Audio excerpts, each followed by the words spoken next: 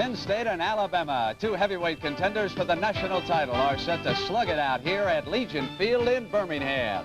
The coach of Penn State is proud of his team's past achievements, but his coaching career has not been completely fulfilled. He is still driving for a national title. I'm Leslie Visser, and I'll have that story. Of Penn State has also compiled an outstanding record. His Nittany Lions have won 155 games, lost 33, and tied 1. But two things have consistently eluded him: a victory over Bear Bryant's Crimson Tide and a national title. Leslie Visser caught up with the man who has come so close so often. That's terrible. Who's the guy in the corner here? In the Nittany Valley, this scene is as seasonal as leaves turning crimson and gold. It's hard to believe Joe Paterno is now in his 17th autumn as head coach of the Nittany Lions. I hated the town first 3 weeks. I came down here, big boy from Brooklyn, and then I got to school in Providence, and I said, holy smokes. I told Rip Engel, I said, Rip, I'll stay about 3 weeks. He said, no, you can't do that. You got to stay till the end of the season. I said, well, you better start looking for another backfield coach. But the town wore on me. Under the 55-year-old Paterno's hyped-up guidance, Penn State is currently ranked number 3 and rising. Blackledge over the middle. Touchdown, Kurt Bowman. But there's only one ranking Paterno covets, the one he has never held at the end of the season, number 1, national champion. In 1971, Tennessee ruined Penn State's perfect season in the last game of the year. And in 1973, when Paterno's team won a perfect 12-0, the Lions found themselves ranked 5th behind 4 other undefeated teams. But nothing rankles Paterno more than a 1969 game that didn't even involve his team. That year, Texas edged Arkansas for the Southwest Conference title. President Nixon attended that game and proclaimed Texas national champion. For a team to be behind 14-0 and then not to lose its cool and to go on to win, that proves you deserve to be number 1, and that's what you are. The president wanted to give me a plaque for the team that had won the most consecutive games. At that moment, I told the president, or his spokesman, what he could do with that trophy. Penn State came into the 1979 Sugar Bowl undefeated and top-ranked. But Bear Bryant and Alabama rolled past the Lions 14-7 for the national crown. The bitter taste of this defeat stayed with Paterno long into the following season. The 79 season was a disappointing season, and maybe I just didn't get very close to the squad. I think the squad felt that there was an alienation there, that maybe I blame them for losing the Sugar Bowl game in '78 and the national championship. Joe Paterno was on a path a lot of other coaches have traveled, consumed with X's and O's and the belief that winning is everything. It took a near-fatal trampoline accident to his son David to finally restore the proper balance between the game of football and life. We almost lost my boy. Why, you know, the importance of a football game, or whether you win or lose a football game, you know, is paled compared to the fact that this kid may lose his battle. Still, Paterno is in his office by 6 a.m. almost every day of the year, driving his staff and his players as hard as he drives himself. Still pursuing that elusive ring, the national title. I would hope if we win 9 or 10 games during the year, we would have a chance to win it at the end of the year, with a little luck.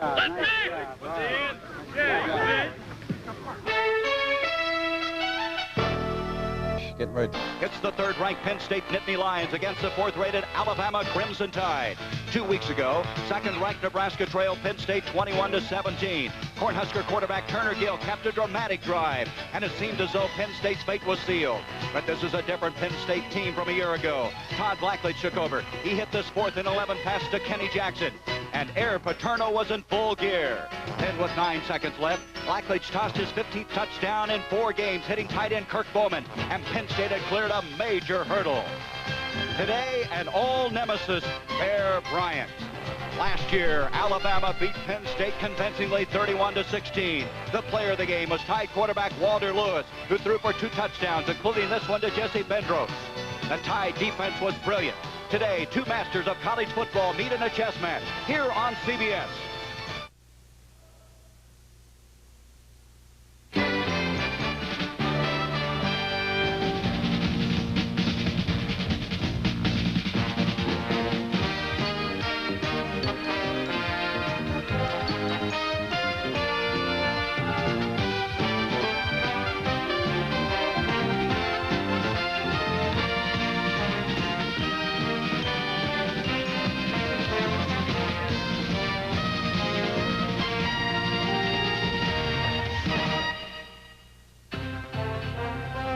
CBS Sports presents NCAA football. The Penn State Nittany Lions versus the Alabama Crimson Tide. Today's game is sponsored by Toyota, who reminds you that it's a good feeling to buckle up for safety. And by Budweiser. For all you do, this Bud's for you.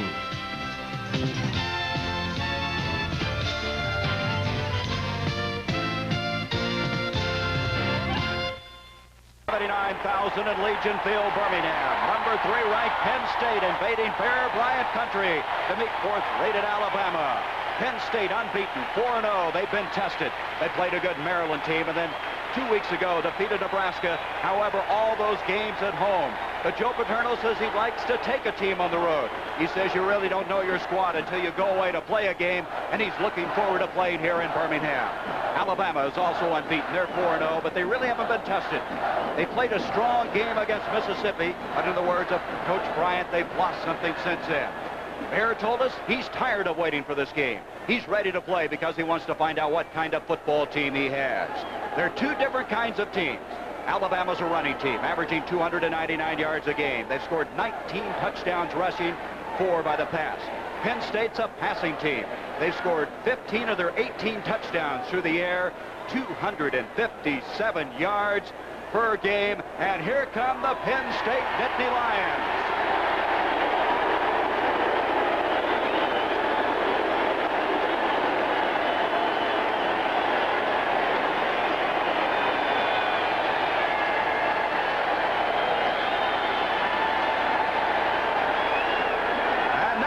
Crimson Tide of Alabama.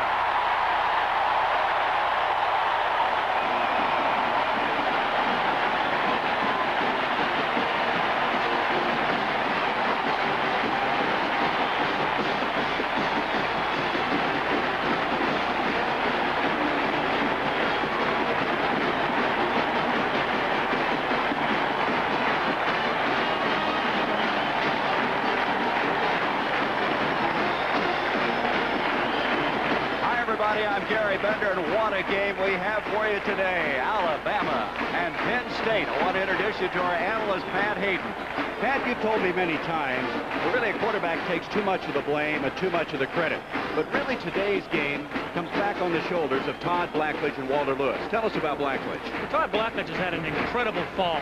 And Joe Paterno says the reason is Blackledge has finally become a passer as opposed to a thrower. He's got touch, he's got finesse, he's got rhythm. He's not trying to throw the ball through defenders anymore. He has to be considered one of the best passers in the country today. Pat, what has to happen for Penn State to win? Penn State has to protect Blackledge. They have to be able to pick up the blitz of Alabama. And how do you do that, Gary?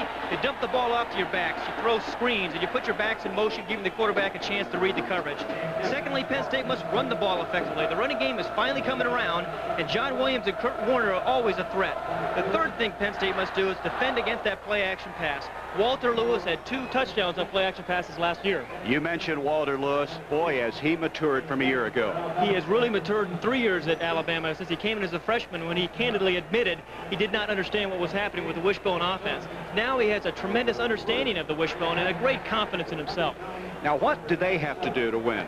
Well, Alabama has to put pressure on Todd Blackledge. He's only been sacked 3 times this year. Expect to see Alabama's inside linebackers, Robbie Jones and Eddie Lowe, attacking Blackledge. The second thing they must do is avoid that critical turnover. Those are the ones inside the 30-yard line. They fumbled the ball 17 times this year, losing 10 of those. And the third thing they must do is neutralize number 11, Kevin Bowes, a kick returner of Penn State.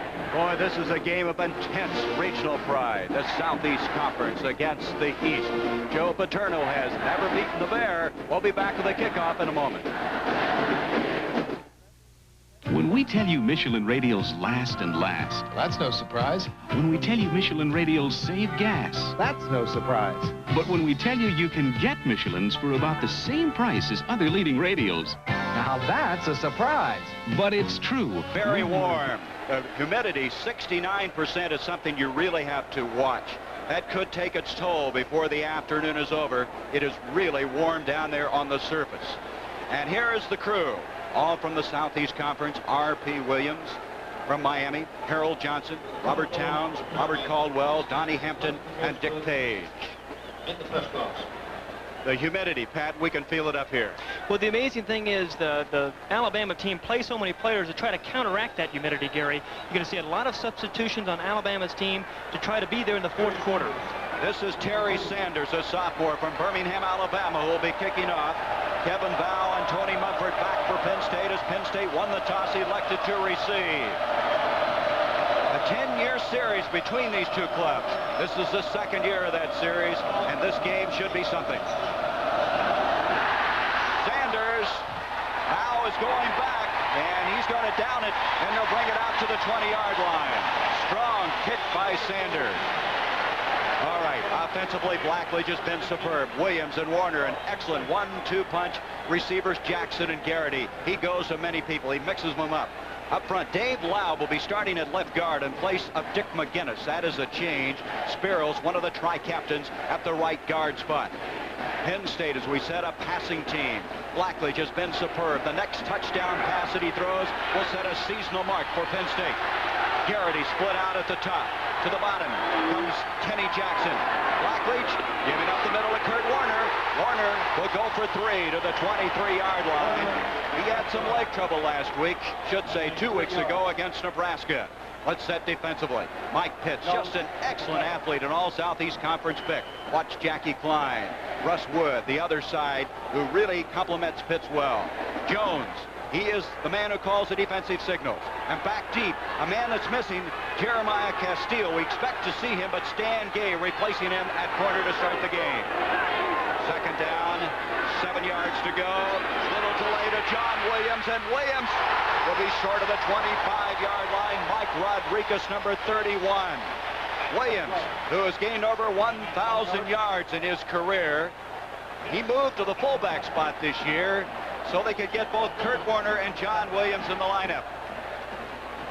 Gary, it's very important that Penn State get that ground game established. They've thrown the ball so successfully this year, but that ground game has to give Blackledge a chance to display his skills as well. Third down and 6, just short of the 25.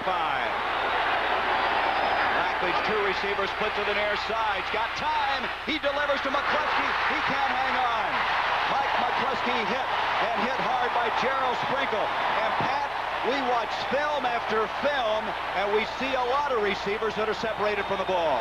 Watch Mike McCluskey, the tight end. He is just running a crossing route. They had a blitz on by Tommy Wilcox. He went to the open zone, but Gerald Sprinkle, number 7, just comes out and pounds McCluskey. Can't catch the ball. Boy, that is true to form. You'll see a lot of that by both teams.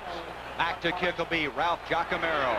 Giacomero averaging over 40 yards, and this is Darrell White, who leads the Southeast Conference with blocked. Alabama has blocked it. Mike Pitts is on the ball. A big turnover here, a big break.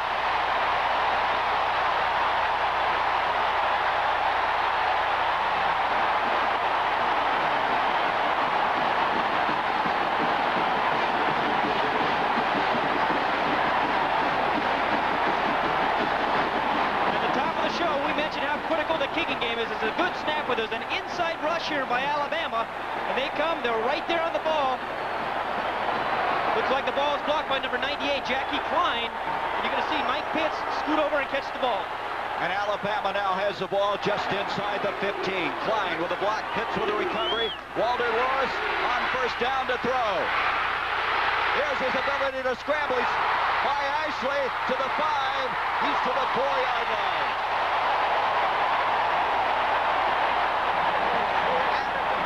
Walter Lewis, who can run as well as pass. He got away from Walker Lee Ashley, cut inside, and they're inside, first and goal inside the 5. How many times have you seen an offensive team after a turnover try to strike quickly? Walter Lewis, you saw him drop back and pass the ball. He didn't find an open receiver, but made the most of his run. They are just short. We're corrected. They're about a half-yard short of the first and goal where they have marked the ball. Holman is in now, along with Jay Grogan, 2 tight ends. Lewis on the option. I don't know if he got it yet.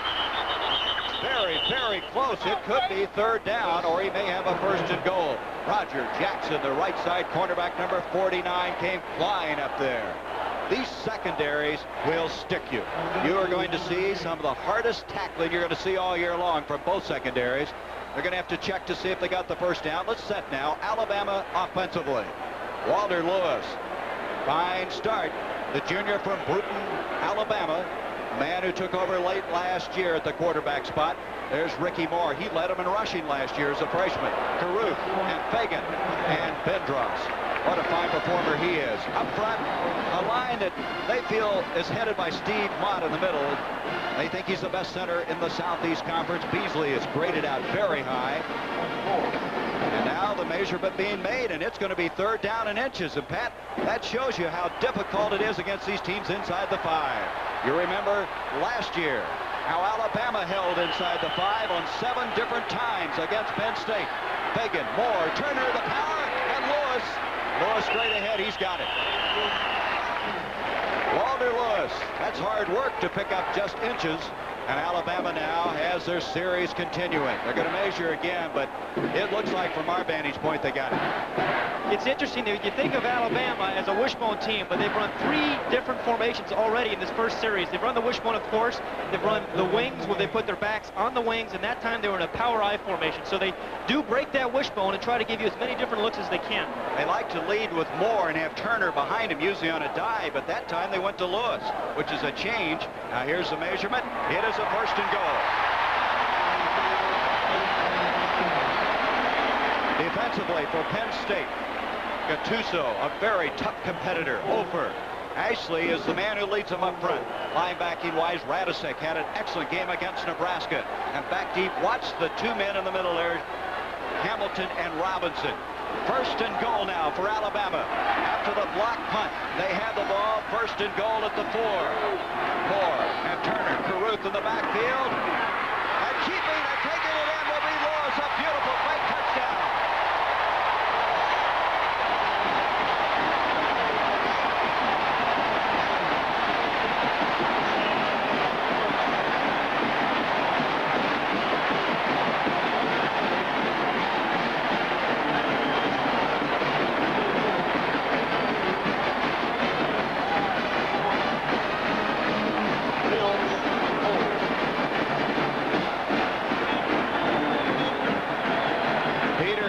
To attempt the point after. Paul Fields holding.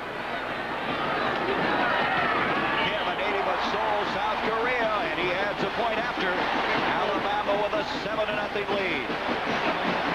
Walter Lewis understands the wishbone. Watch the fake here that he makes first with the fullback. Now he comes right down the line of scrimmage, and he's going to fake that pitch. You see Roger Jackson go for the pitch man. Walter Lewis steps untouched into the end zone. That is an high-risk offense, but when you run it well, no one knows where the ball is. Right, see, there's the power I look. Actually, they faked the number 44, Craig Turner, then Walter Lewis comes right around the corner. Dan behind, he's chasing him from behind, does not know where the ball is going. Walter Lewis, after that block kick, gained all 14 yards. He took it in. Alabama 7-0. It wasn't all that long after the block kick. Lewis taking it in on the 4-yard run. Terry Sanders kicking off again for the Crimson Tide. Kevin Bow. Out to the 15, to the 20, and Bow with a fine return. There is a penalty flag. He is dropped at the 25-yard line.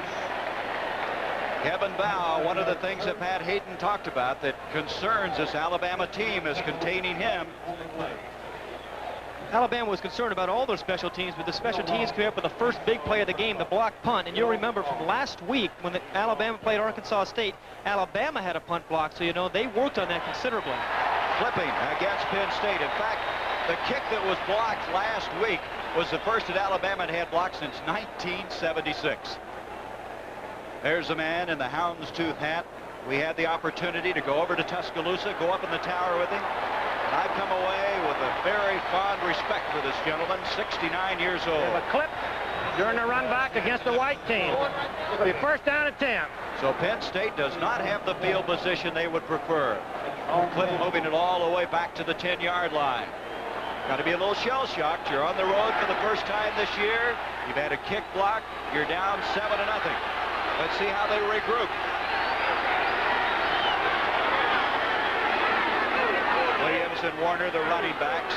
2 receivers split to the near side. Blackledge gives to Warner. Russ Pitts is there. Pitts over quickly. Mike Pitts. 6'5", 255, a senior from Baltimore. They'll lose a yard. Georgia unbeaten. Now Mississippi played a very strong game against Alabama earlier this year. Alabama thought they played well and haven't played that well since. North Carolina, Wake Forest. Could be a lot of scoring in that ball game. Joe Paterno. He's never beaten the Bear. He's 0-3. He's 3-7 against the Southeast Conference. Second down, 11. Blackledge from his own end zone. He throws it to Warner.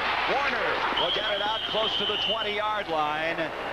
Apparently going to be short of the first down. 10-yard pickup. Looks like he's a yard short. A fine read here by Todd Blackledge. They were double covering his outside receivers. First, you're going to see the fake here to number 25, Kurt Warner. Kurt Warner kind of scoots down underneath the coverage. Blackledge gets rid of the ball quickly. A nice, safe pass to Kurt Warner.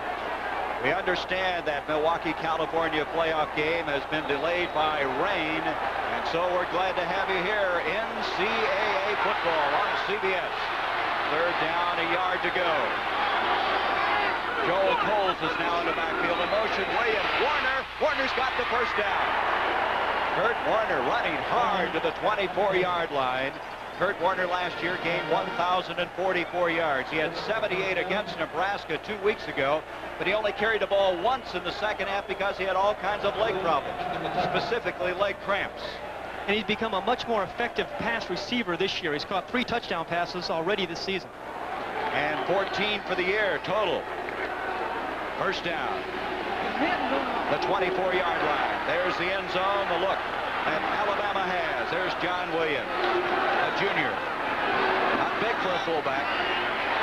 Garrity, and Garrity can't stay on his feet. He makes the catch to the 31-yard line, and Greg Garrity, that's his 17th catch of the year. He's been a clutch performer. Gary, watch the respect that Alabama had. Look at the big cushion that there is there on Garrity. Great respect for these receivers from Penn State. It's a milestone there. That's Garrity's catch, but he didn't make the first down. 15 of his 16 catches this year had been for first downs. What was it? 37 out of 39 for his career. Second down, 3. Blackledge over the middle. Warner, he's gonna go. Kurt Warner is open. He'll go 69 yards.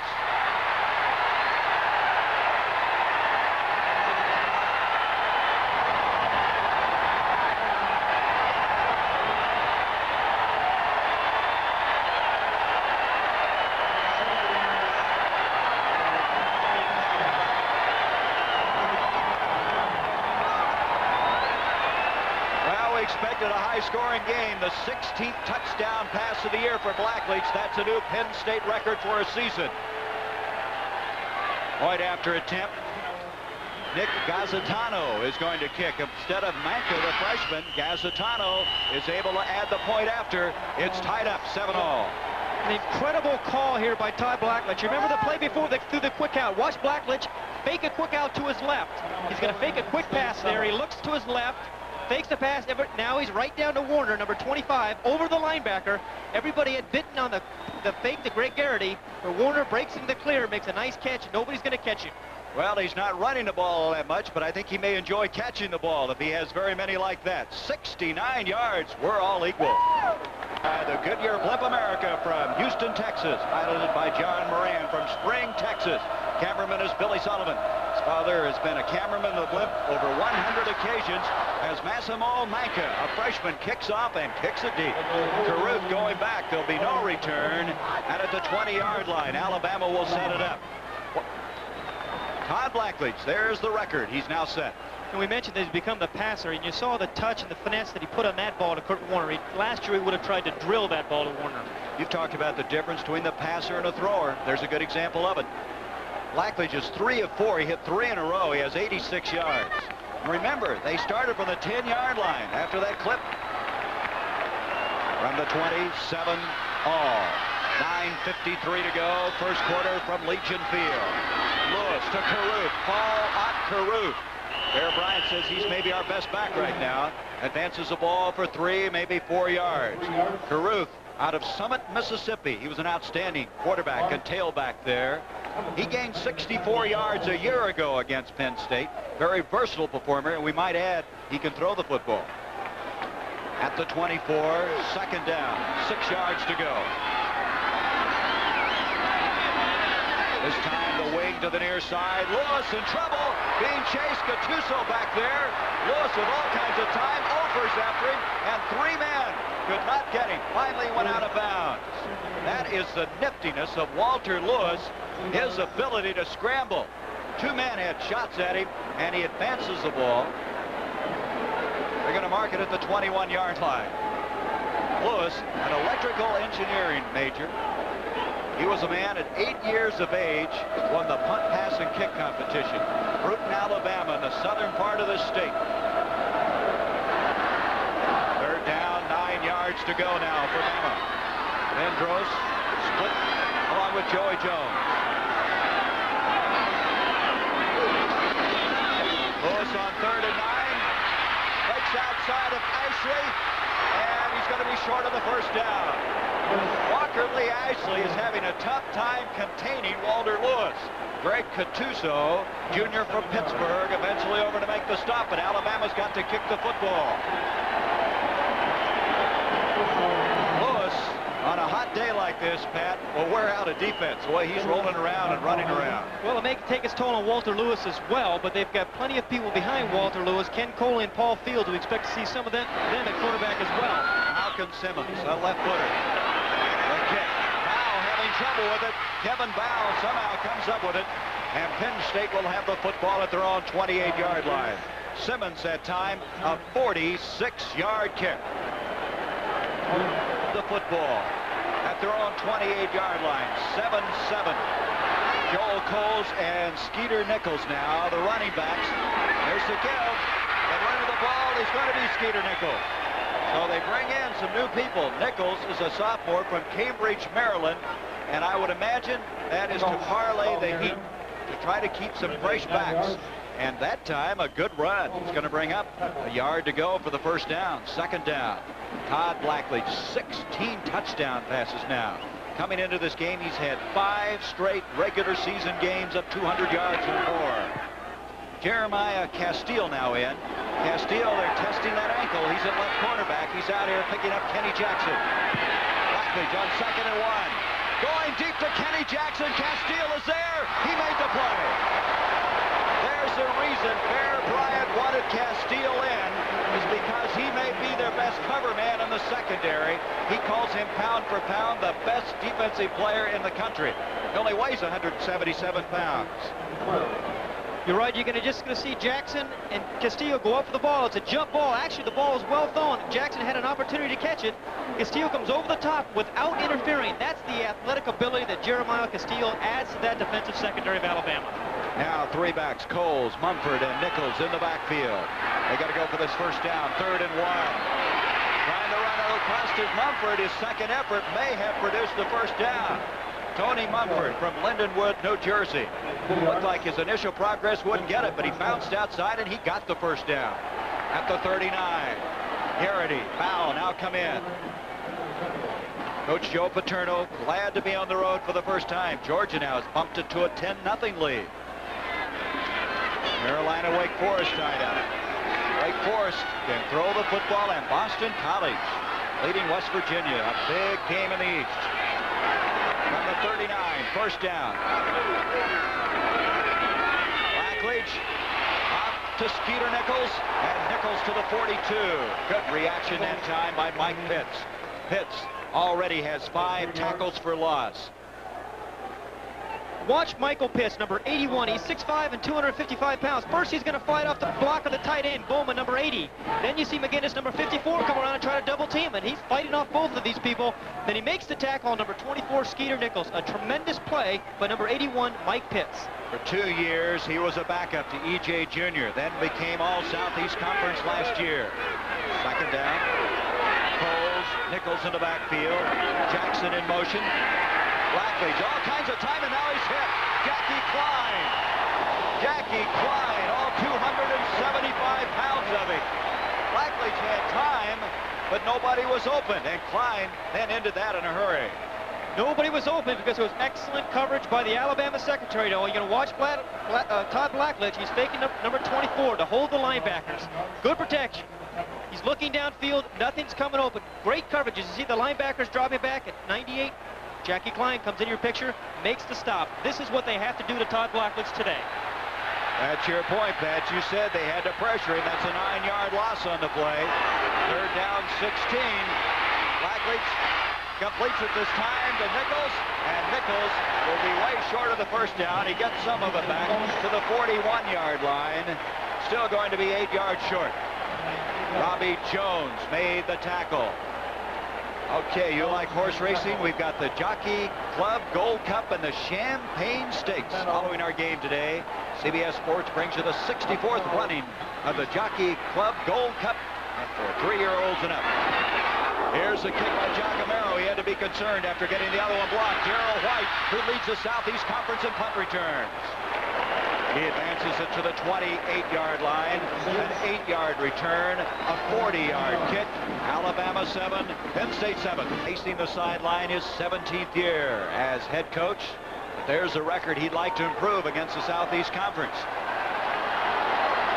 From the 28-yard line, Alabama with the ball. Carter, Moore, and Carruth, the running backs.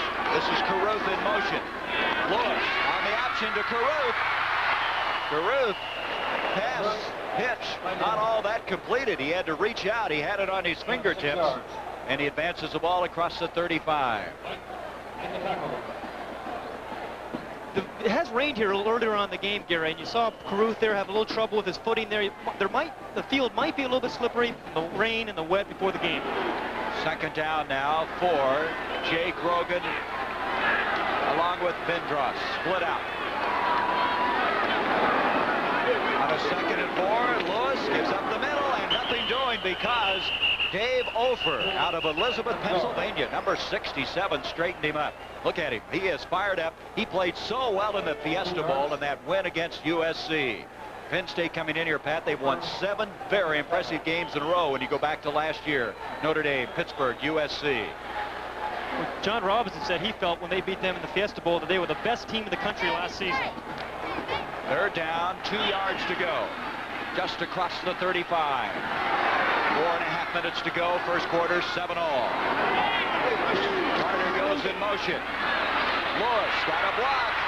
He's going to take advantage of it, and he has a first down. He wanted to throw. It was not there. A fine block was thrown in the wing area, and Alabama has a first down. This is the dimension that Walter Lewis adds that perhaps Todd Blackledge does not have. You've seen Walter Lewis scramble around. Now, there was good coverage there by Penn State, and it's frustrating when you have good coverage and a quarterback with the ability of Walter Lewis can move around and still pick up a first down for you.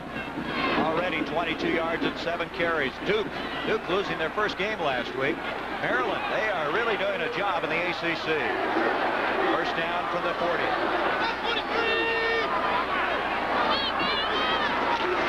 Lewis wants to throw again. Protection breaking down. He got rid of it. It's complete. Ricky Moore, the fullback, and Moore to the 42-yard line of Penn State, a 19-yard pickup. And Lewis that time, Pat, had people surrounding him. The play-action passes, you have to commit so many people to defend against the run. You're going to see a play-action pass. A fake here to the halfback. Now Lewis drops back into the pocket. Ricky Moore, number 26, is going to sneak through. You see him there at the bottom of the screen. Walter Lewis under all kinds of pressure. He drops the ball off to number 26, Ricky Moore, who makes a nice move and then bowls over a defender. Ricky Moore, his 6th catch of the year. First down, 19-yard pickup. Up the middle, breaking it open is Moore. And Moore to the 25. The ball is loose, but it's been blown dead. Ricky Moore. I checked that. That was his helmet that was bouncing down the field. 16-yard pickup. Ricky Moore. There's incredible hitting going on down there. I'll tell you, those defensive backs are going to check your courage. Here's a replay of Ricky Moore, number 26. He caught the pass just previous to this play. Now he's going to display some running ability. Watch his helmet come off there. Number 49, Roger Jackson, gives him a nice pop. He's been coached well. Hang on to the football. Forget about your helmet. Patrick now in. Lenny Patrick, Ricky Moore, Joe Carter in the backfield. Lewis pitches to Patrick. Lenny Patrick hit hard at the 21-yard line. Three successive plays. We've seen a play-action pass. We've seen a fullback. And now we see number 25, Lenny Patrick. There's a Goodyear Blimp America. 2nd down, 5. Patrick who just took that last pitch, in the estimation of Bear Bryant, at times is as fine a running back as he's ever seen. He said he had a run last year against Auburn where he broke 6 tackles. It may have been the finest run that he has ever seen. He's out of there now. Fagan and Carter in the backfield along with Ricky Moore. They will alternate the backs all afternoon long. On a 2nd and 5, Patrick, wait a minute, illegal procedure against Alabama. The time, 2 minutes and 49 seconds left in this first quarter. It's 7-all. Alabama on the move again. Alabama scoring after a block kick, taking it 14 yards, and then Penn State a 69-yard touchdown pass from Blackledge to Kurt Warner. You were talking earlier to Joe Paterno. He's glad to be here. Now, there's not very many people who have ever come to Legion Field and said, hey, I'm glad to bring a team here. You're absolutely right. He feels that he is happy to be on the road. In the offensive line against a red team. 2nd down. Joe Paterno feels you don't learn much about a team until you go on the road. He likes the feeling of commitment and sense of community and purpose of 60 guys going to a place like Birmingham, holding on to one another's hand and trying to beat a great Alabama team. 2nd down now, 10 after that penalty. Carter, Moore, Patrick in the backfield.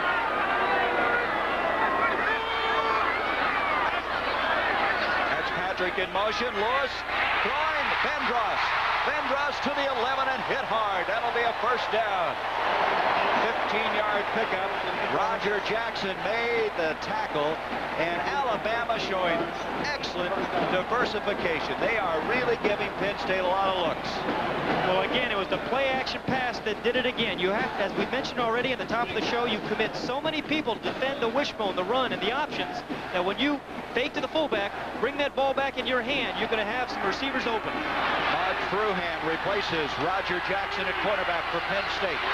1st down at the 11-yard line. Lewis. Up it comes to Carter. And Joe Carter, who was a starter last year for this team, dropped by Mark Robinson. Carter out of Starkville, Mississippi. He almost went to Mississippi State, which of course is where that school is located. But he's at Alabama, and this man is glad. Bear Bryant looking for his 320th win today. We watched his practice the other day, and I have never seen players move so quickly from one drill to the next as Bear Bryant's team does. Is this some sight? Legion Field, 79,000. 2nd down and 5. Lenny Patrick to the 5. He's going to be short about 2 yards of the 1st down. Walker Lee Ashley, one of the leaders defensively. There's some of the 79,000 on hand. It's a sellout, and they've been Tide roll from about 7 o'clock this morning. This is a 10-year series between these two teams. There's going to be a lot of football in those 10 years. They started with the Roll Tide right outside my hotel room door this morning. Less than a minute to go now in this first quarter. 3rd down and 4. Carter, Moore, Patrick in the backfield. Joey Jones is split out to the near side. Lewis up the middle. That's Moore, and it looks like, did he get the 1st and goal? We're going to have to wait and see. He needed to get to about the 1.5-yard line. Watch the fullback option again here, number 26, Ricky Moore. Walter Lewis decides to give him the ball, and you're going to see some of his power. He's down to the 1-yard line. Well, they're going to have to measure. Watch Steve Mott, the center, come off here. He's number 58. He's come around looking for the backside linebacker. Does a nice job of doing that. Moore is the first freshman to lead them in rushing since freshmen were eligible. They got it. 1st and goal.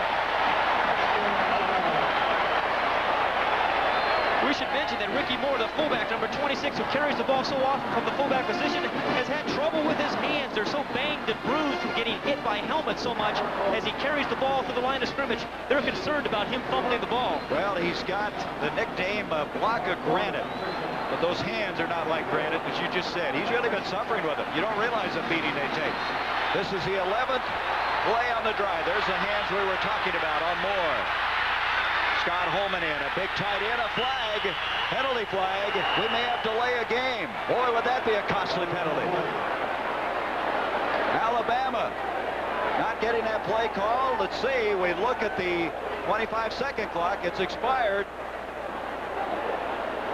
They had a 1st and goal just outside the 1. The 5-yard penalty would change something. Now, maybe they did not expire the clock. We'll see. That was a drive that started the 28th. The 11th play was just coming up on it. What it is, delay a game. We have only 9 seconds left in this first quarter, and Bear Bryant not happy about that development at all, and he's talking it over with his coaches now why they didn't get that play called. Exceeded the 25-second count, delay of game, 5-yard penalty. Still first down. Joe Paterno, his team backed up. He saw last year where he had Alabama backed up inside the 5. They couldn't get it in. He'd like to see his team reverse that role. Grogan, Bendros, split out, and we're not going to get this play underway because that is the end of the first quarter. Both teams striking for a touchdown. 15 minutes have been played, and this crowd at Legion Field looking forward to quarter 2. Statistics, Pat, 12 yards rushing, but teams haven't been running the ball against Alabama very well. You're right, but Penn State's going to have to do a better job, and they're going to have to keep Jackie Klein off Todd Blackledge as well. This year, Alabama's allowed 70 yards a game rushing, 2 yards per carry. First and goal now at the 6. Walter Lewis wanting to throw. Bendros. Beyond the defending, Jesse Bendros from Hollywood, Florida. This year he caught an 80-yard touchdown pass against Mississippi, and he scored once on a 58-yard reverse. He might be called a big play performer. Second and goal. Boy, that delay of game could really change right now, as they had it first and goal at the yard line, just outside it. Now second and goal from the 6. Bendros comes out. Joey Jones replaces him, the junior from Mobile, Alabama. Grogan, the tight end, also split out. In motion comes Patrick. Lewis. Touchdown, Joe Carter.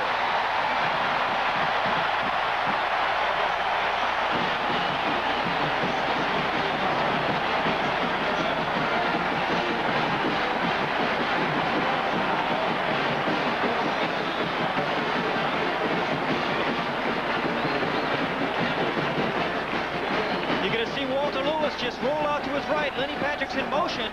He's going to come out and actually block the linebacker that's supposed to cover Joe Carter. The ball is there. No one's even near Joe Carter for an easy touchdown pass. Boy, they sent everybody that way. Peter Kent, point after. Paul Fields holds. And Alabama now is taking a 14-7 lead. And there's some of the crimson at Legion Field. One more look at Walter Lewis putting pressure on the corner. This is so difficult when you have a guy who can run the ball and throw it on the corner. He does it. He just dumps the ball off. Number 46, Joe Carter, who is wide open.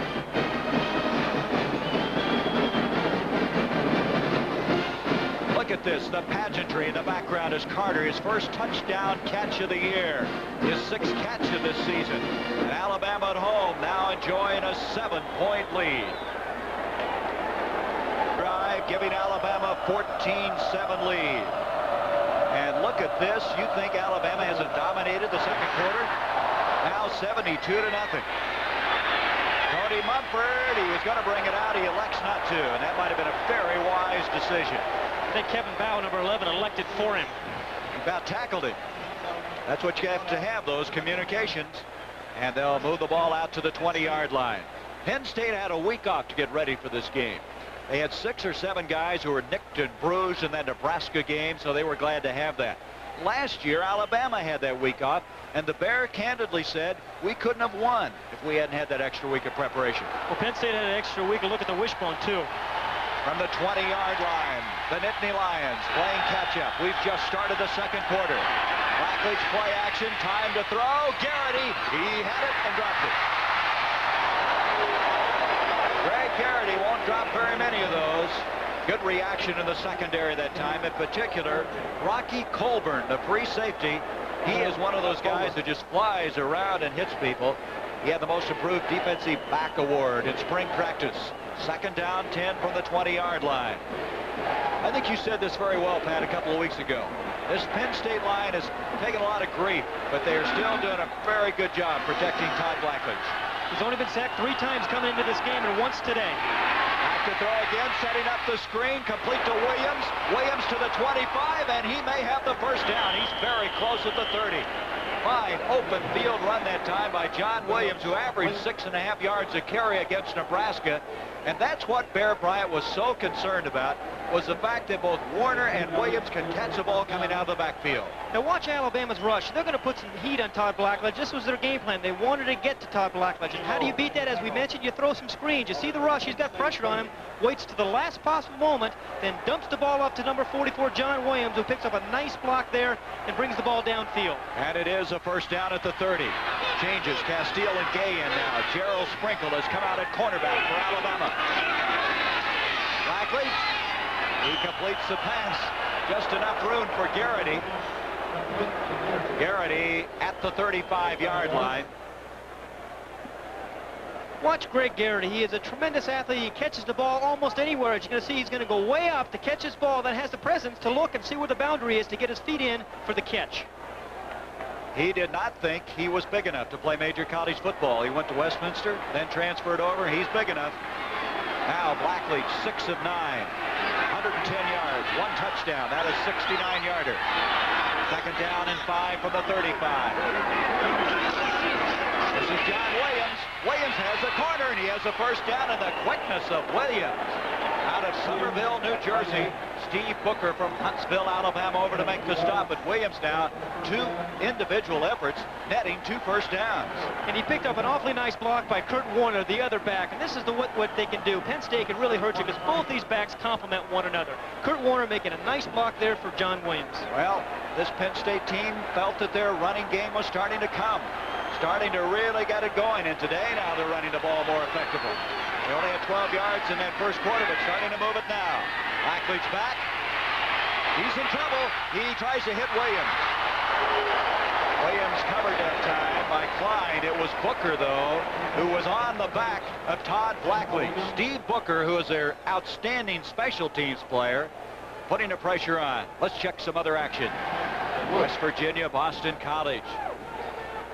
Two good throwers there. Boy, I guess. Hofstetler against Flutie.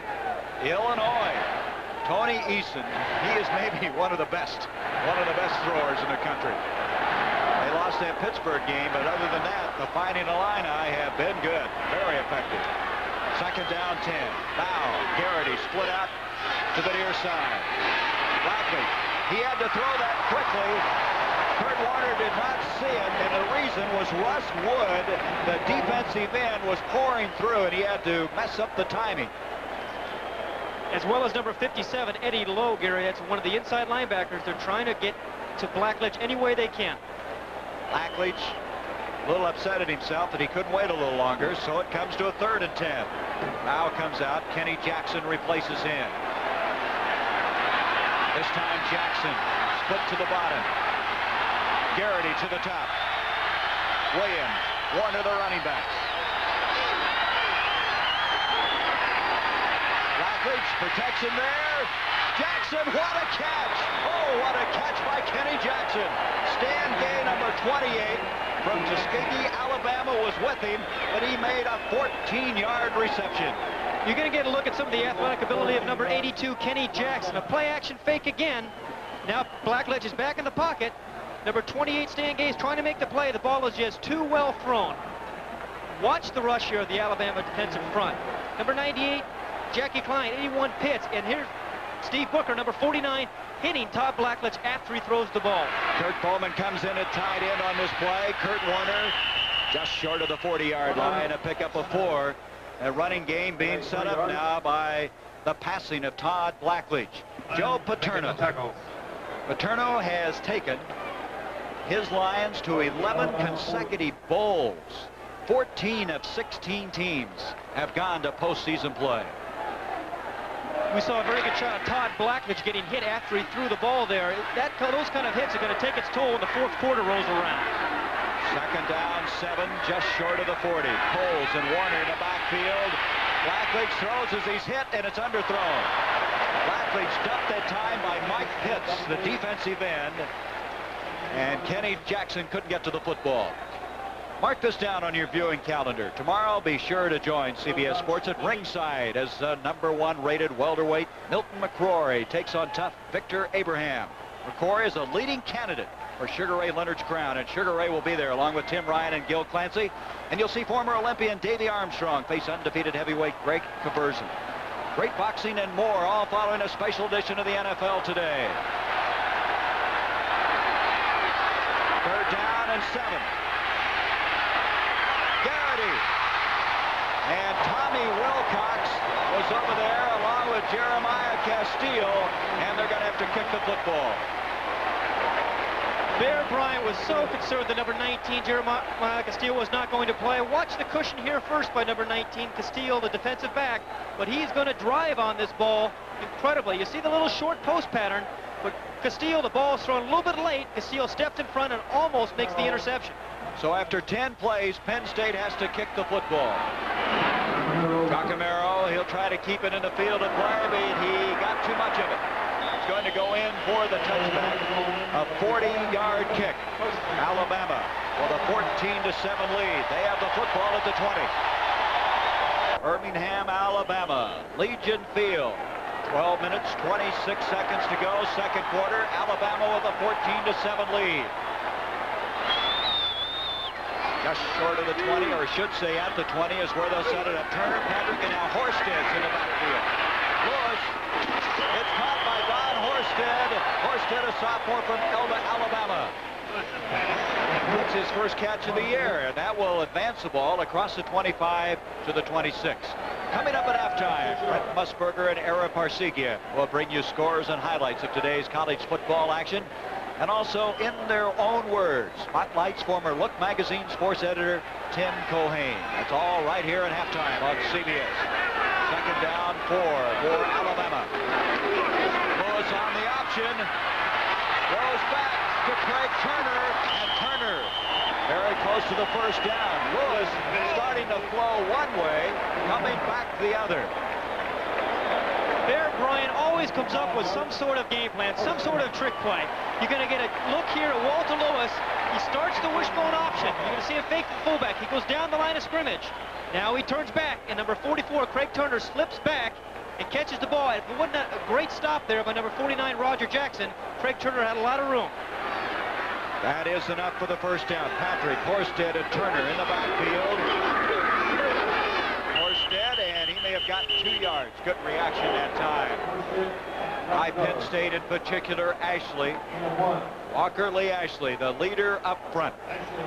He is a co-captain. He's number 37 in white here. You can see him play off the tight end, try to get a piece of the action. Now he sees the ball there at the fullback, and he just gets a piece of the action right there, along with the rest of his teammates. Joe Paterno says we ask an awful lot of him. He's a senior from Jersey City, one of the tri-captains.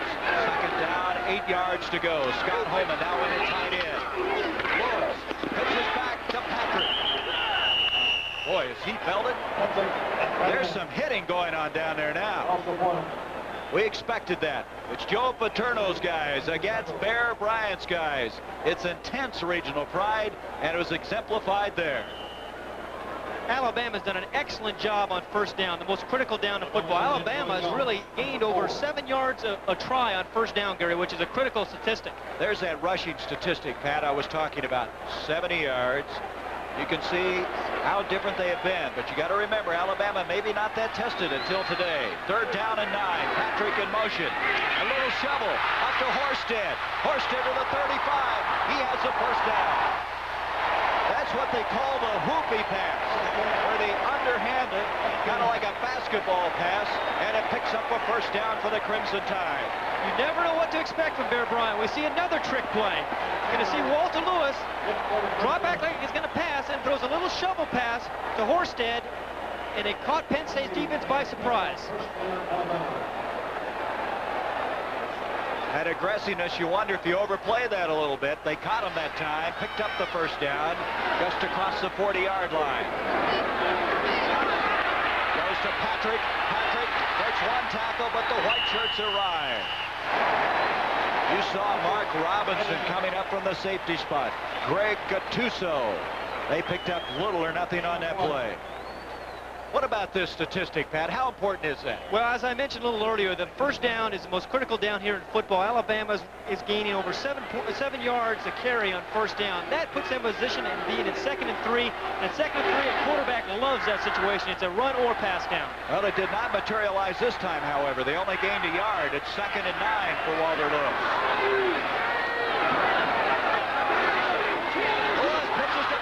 Patrick. He's going to get out of bounds and save the ball, but lose some yardage. Lenny Patrick was the second-ranked high school football player in the country when he came out as a senior. Knew who was number one? Herschel Walker. And Lenny Patrick has had all kinds of injury problems. If they could keep him healthy, he'll just drive defenses crazy. Bear Bryant is very, very high on him. The biggest problem it has been is holding on the ball. We saw one reason right there. Could not quite handle the pitch. I don't know if anybody remembers, but I certainly do, the run that Lenny Patrick made against Auburn. Remember that? Broke 6 tackles. At least, maybe more. Third down, 14 for the Tide.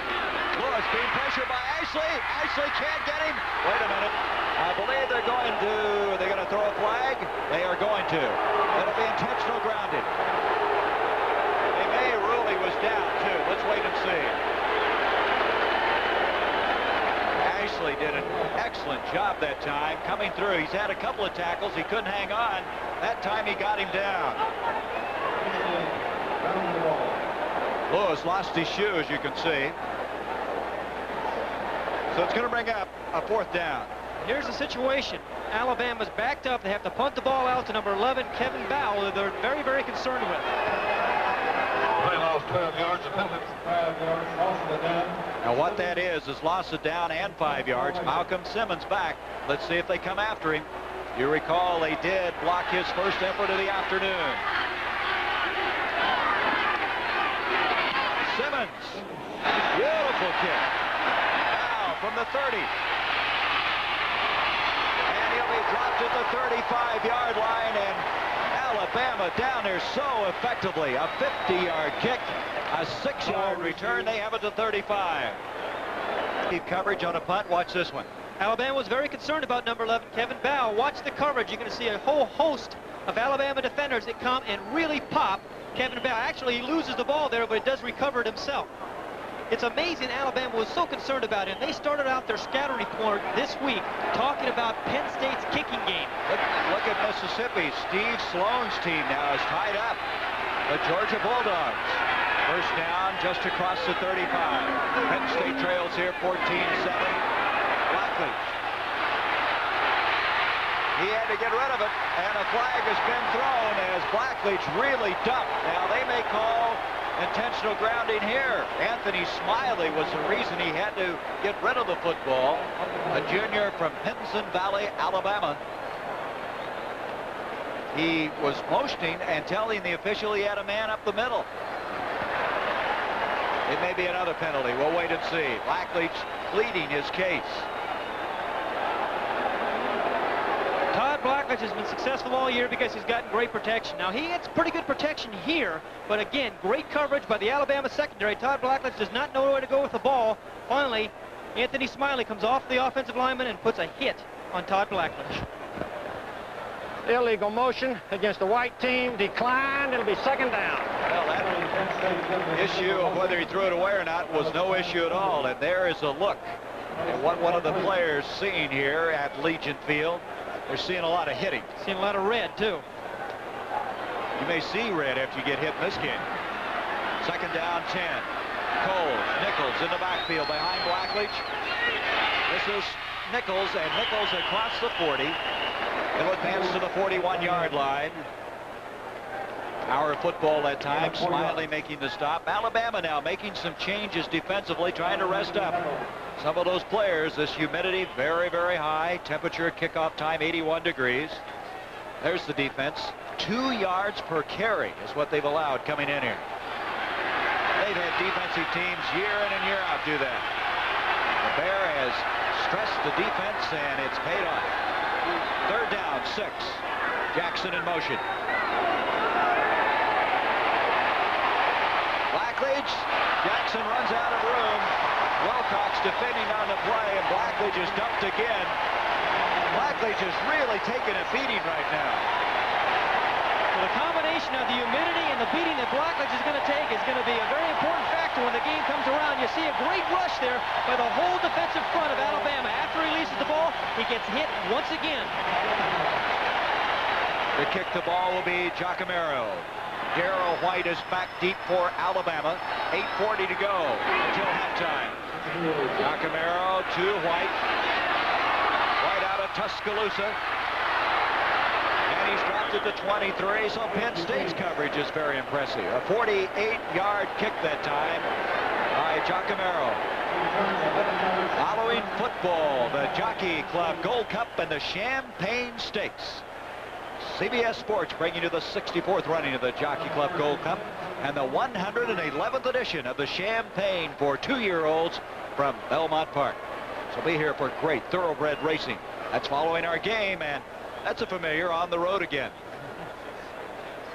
And we are very, very pleased to be bringing you NCAA football right here on CBS. The man shaken up over there is Stuart McMunn, and there's quite a story on this young man. Stuart McMunn is their special teams captain. He's the kind of man, you see number 42 sitting up there now. We hope he's okay. Stuart McMunn is the kind of man that Joe Paterno says he's the kind of guy I stay in college football for. He's not a great athlete. He is not going to be on any All-American teams, but he's out there every day at practice giving his best. He's a fifth-year student. He wants to be a dentist. And Joe Paterno is very, very high. Number 42 is special teams captain. And so they're just looking him over now. Stuart McMunn. He is out of Newcastle, Pennsylvania. Michigan in that interstate rivalry with Michigan State with the advantage. That's at halftime. That's still 7-7 after North Carolina had the early lead. Munn coming up, not a very big guy, weighs 174 pounds. What about the play selection thus far? Interesting. Well, you can see Alabama, we expect them to rush the ball, but the big thing when they've thrown the ball only 7 times, but they've been very successful every time they pass the ball. We have a new quarterback, Ken Coley, number 11, is checked in for Alabama. Pitches to Caruth, he wants to throw. Down here is Joey Jones, beyond his air, Robinson intercepts. Mark Robinson to the 50, 45, 40, he's breaking it all the way to the 35-yard line of Alabama. Mark Robinson, his second interception of the year. As Caruth badly underthrew that football, a 27-yard return, and Penn State with excellent field position. And the Bears probably wondering why he pulled out that play. This is poor discretion by number 16, Caruth. You're going to see him now. He's faking the run here. He's going to pull up and throw the ball, but the defender, Biondi, is back there. The ball is underthrown. Number 32, Mark Robinson, an All-American safety, makes the play, and then he makes a fantastic run afterwards. A run of 27 yards to be exact. From the 35, Backley trying now to capitalize. Off to Kurt Warner. Warner to the 30, and Kurt Warner will make it to the 28-yard line. Eddie Lowe, 57 over there. Watch, you can see, first of all, he's well covered. The ball is clearly underthrown. Number 32, Mark Robinson, steps in to make an easy interception and put his offensive team in a great field position. We were expecting that play. Caruth worked on it, as did quite a few of the running backs. They have a couple of them that can throw left-handed. There's Robinson. According to Joe Paterno, he's the best they've ever had at that position. He's like another linebacker. He comes up and supports that run and can intercept passes as well. Warner, after that catch now, has 3 for 85. Of course, the big one is 69-yard touchdown strike. Here's Warner. Warner's got a block. He's going to advance to the 25, just inside it. That might be enough for the first down. A pensive Crimson Tide crowd. Kurt Warner, you get him in the open field, and I'm sure Bear Bryant would just soon not watch. Let's look at Penn State's play selection. Now they have a little bit more balance than Alabama has. Actually, they're rushing the ball more today than they have in the past. We came in, we knew they were a passing team. They've thrown the ball effectively all year long. They've thrown the ball well today, but also they've run the ball pretty well. That first down comes at 7:23 to go in this first half. The measurement produces it. Jackson, Garrity split out. 14-7, Alabama with the lead. Language to Warner. Warner to the 20. Kurt Warner to 15, but there's a penalty flag. A penalty against possibly Penn State.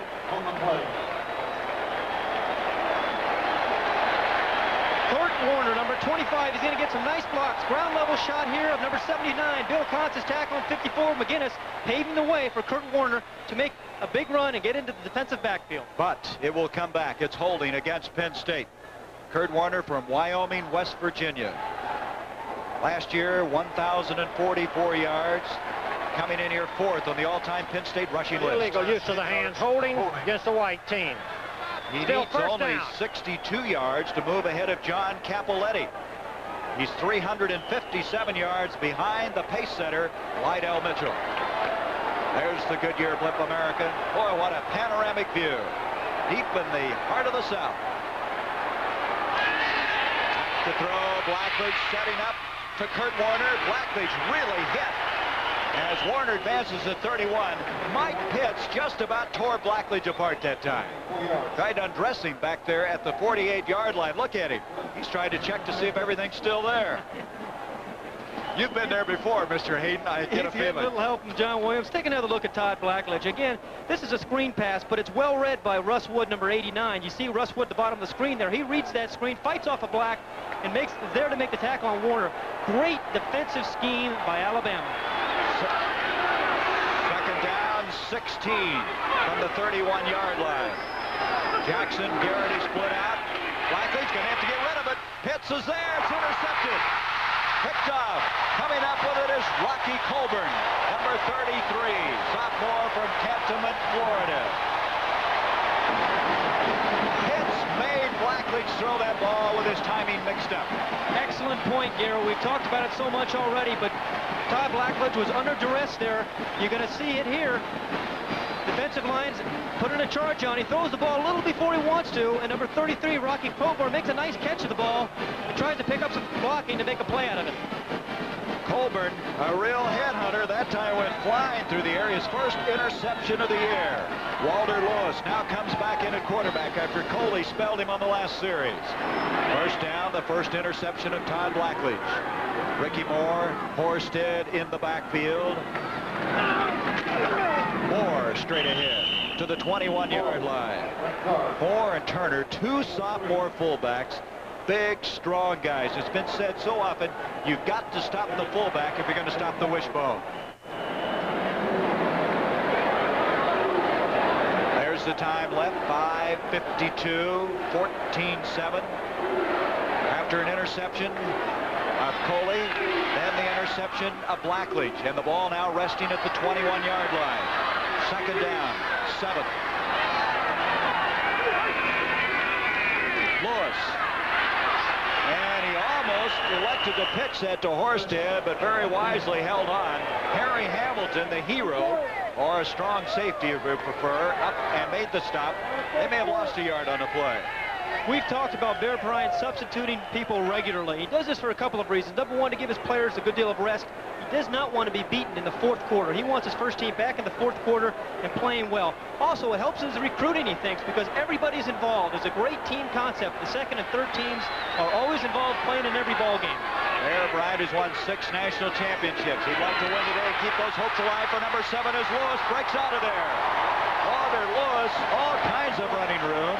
Mark Robinson eventually drops him at the 39-yard line. He now has 40 yards on 9 carries. Alabama almost looks like they're running downhill. Again, the fake to number 26, Ricky Moore. They completely seal off Penn State on the inside. And number 10, Walter Lewis, is in the secondary with nobody defending. Walter Lewis, after that breather, has come back strong, hasn't he? Robinson's now come out. Mike Suter replaces him. 4.5 minutes to go. First half. First down, Alabama. Walter Lewis scrambling around. Ofer giving chase. He got a piece of him, but Lewis may have another first down. Dave Ofer made a diving attempt at the 40. Then he went on up from there, and he'll be marked at the 49, and that may be a first down and is. Last year, Walter Lewis burned Penn State throwing the ball. Today, he's doing a marvelous job of running the ball. Great strength and balance. You saw him put his hand down there to keep himself from falling and gain another 5-6 extra yards. Walter Lewis, certainly in the true sense of the word, a triple threat. He has 50 yards now on 10 carries. First down from the 49. In motion goes Lenny Patrick. There's a whoopie pass to Horsted. Horsted to the 45. First down, Alabama to the 38. Mike Suter playing in place of the injured Robinson out of Cincinnati, Ohio over there to make the tackle, but a 13-yard pickup by number 39. Horsted hasn't played all that much, Pat. He'd only carried the ball 5 times coming in here. Shows you the depth than Alabama has at running back. And the surprise element that Bear Bryant always has for a game, ready for a big game like this. He was listed as a number 4 left halfback coming into this game. Lewis now 7 of 9. Alabama using the clock effectively. 3:47 first down. Up the middle. There goes Ricky Moore. And Moore thunders inside the 25-yard line. And right now, Alabama's on a roll. A 14-yard pickup that time by Moore.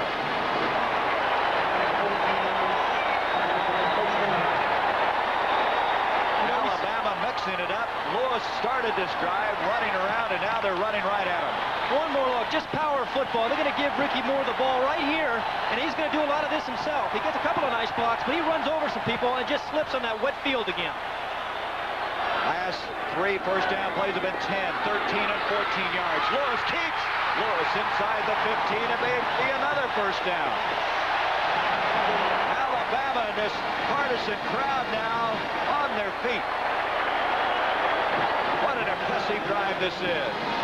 This is wishbone option football at its best. And remember, last year, Alabama scored 17 points in the last 6 minutes of the first half. Another first down. Penn State just has to hang in here before the half, try to keep them to a field goal if they can, regroup at halftime, come out firing in the second half. Just inside the 15 with the first down, 3:11. First downs, you can see Alabama getting the better of that. Turner in the backfield. Greg Turner's not going to get it, though. Lewis keeps it and advances just short of the 10-yard line. You have to wait on those plays up the middle. They fake so well. Both Turner and Moore, the big fullbacks. He'll ride him. He'll make the read.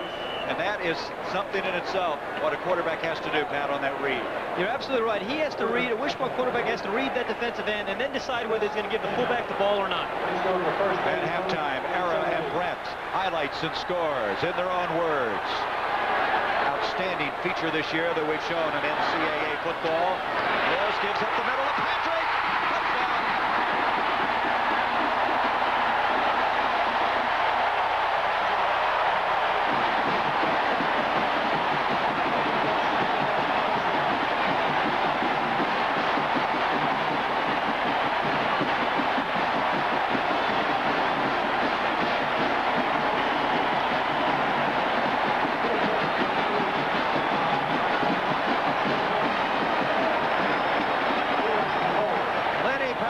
His first rushing touchdown of the year. Peter Kemp to a point.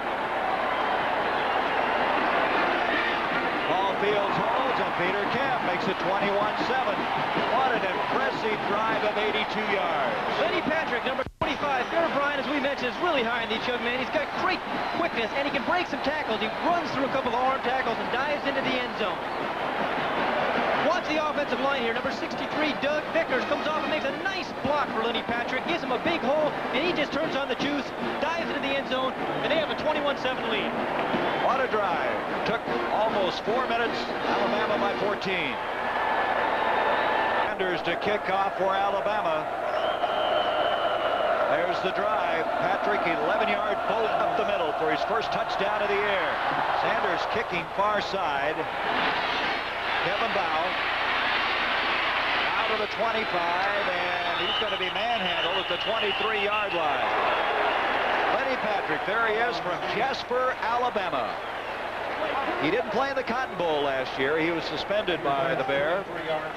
He said, I'm glad the Bear gave me 3rd and 4th and 5th opportunities, and I think Alabama fans are glad he's back. Alabama was so impressive on the last drive. They averaged 8.8 yards on first down. That stat may be the big stat of the day, the way it's going right now. First down. Penn State has to regroup. They were moving the ball, suffered the interception, and then 82 yards later, Alabama strikes. Blackley's. That play almost wasn't exchanged. Kurt Warner was hit instantly. Smothered that time. Randy Edwards was there. Here's that defensive wall. Number 96, Randy Edwards, Jackie Klein, those people. Number 31, Mike Rodriguez. Back to live action. Blackley just intercepted. Lowe has picked it off. Eddie Lowe. Lowe is inside the 25 to the 24-yard line. A 21-yard return. Blackledge now has suffered 2 interceptions.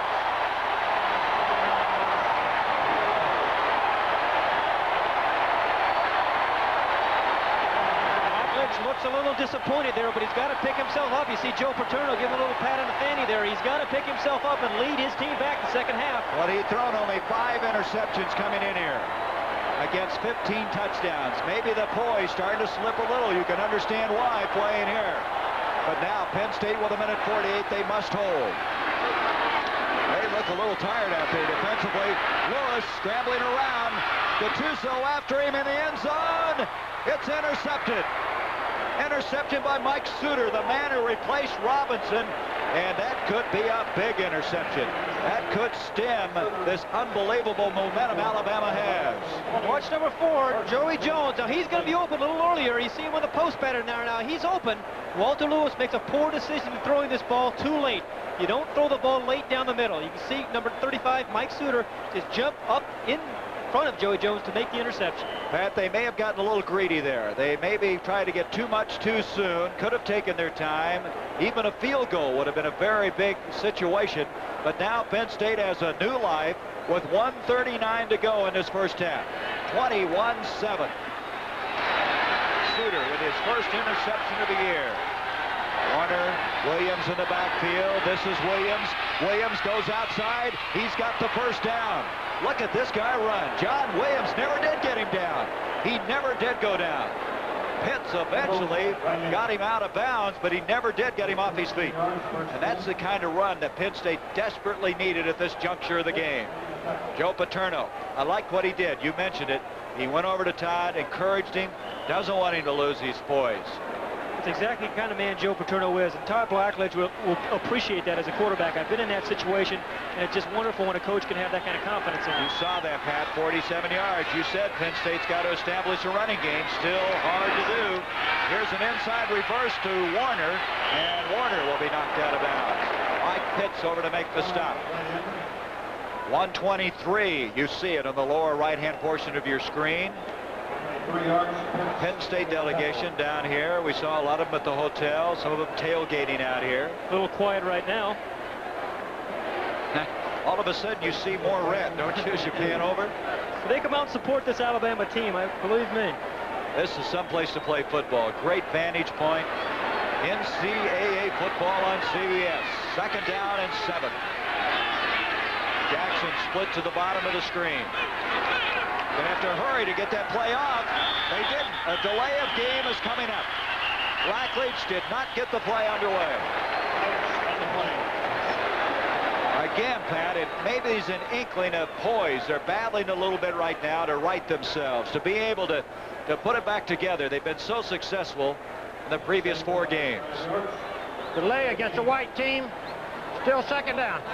Plus the incredible crowd noise. If Blackledge is trying to audible, which he has done so well in the first part of this season, it's very difficult to hear, particularly the receivers who are a long way away from Blackledge when the crowd is this loud.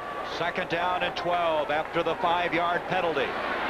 The time of 1:23 left in this first half. 21-7 Alabama. There's a little delay up the middle to Williams. Williams breaks to the outside, and Eddie Lowe. They told us, the coaches said, if Eddie Lowe was a big man, he'd be Superman. He only weighs 190 pounds, 5'11". His brother was Woody Lowe, the former All-American. He's got to be a Penn State fan. Looks like one of your kids, Pat. That's what all my children are doing at home right now. Your poor wife, Cindy. You just deserted her, huh? Well, Williams looked like he had big running yardage that time, and all of a sudden, Lowe was over there. Timeout, Penn State. They have 2 left. As you mentioned, Eddie Lowe made a play. The Alabama defense is one of those swarming type of defenses. They've always had a reputation of being quick. Now they have large and quick players. It's been amazing to me watch these guys practice and play today, the way they surround the football. Mark this down, will you, Pat? Tomorrow on CBS Sports Sunday, it's Top Flight Boxing, Championship Motorcycle Action, and the U.S. National Women's Gymnastics Championships. It's all tomorrow following a special edition of the NFL Today on CBS Sports Sunday. We're at Legion Field in Birmingham. 1:14 to go in the first half. Alabama leading by 14, 21-7. It looked like they might even widen that margin. They suffered the interception in the end zone, and Penn State now trying to keep this drive going. They have third down, 6 from the 39. Coles and Warner in the backfield. Routledge, he hits McCluskey, the tight end, and that'll be a first down. Out to the 47-yard line, and Penn State now with 1:06, and they're still thinking at least a field goal. Last year, I think it was mentioned earlier, Alabama scored a lot of points in the waning minutes of the first half. They don't want that to end up being the case today. Routledge over the middle to Cole. Joel Coles to the 40 and another first down. Remember, Pat, Alabama has not been scored on this year in the second quarter. That's a 13-yard pickup. Boy, they're hurrying up. Inside the 40. Routledge has the play called. The clock running with 48 seconds. Look out. He is jumped. That is Randy Edwards, a junior from Marietta, Georgia. That is Massimo Manca, who had a tough time against Nebraska.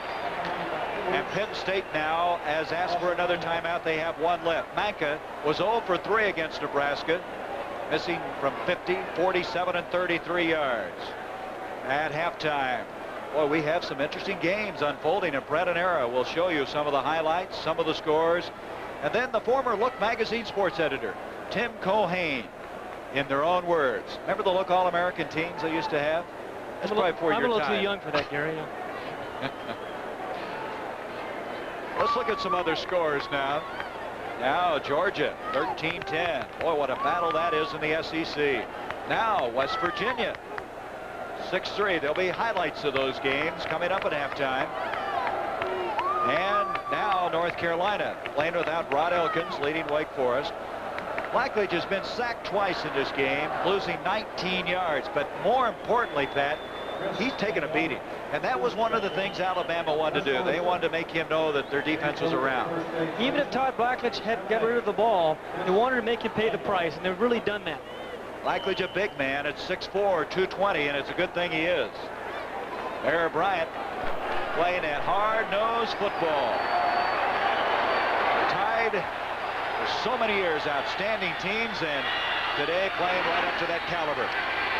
Routledge having to get rid of it to Williams. Williams to the 45, the 40, and Williams will make it to the 37. It's still about 7 yards short of the first down.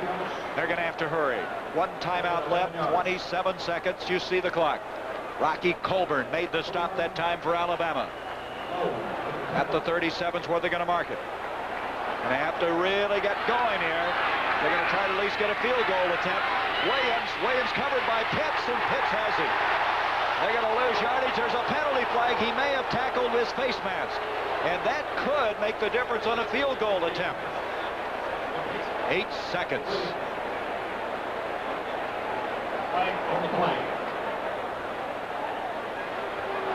Now it can be 5, 10, or 15 yards, depending upon the severity of it. You see the clock down the on the corner of the screen. You can see Todd Blackledge just dumping the ball off to John Williams, hoping that he can catch it, gain some yards, and get out of bounds.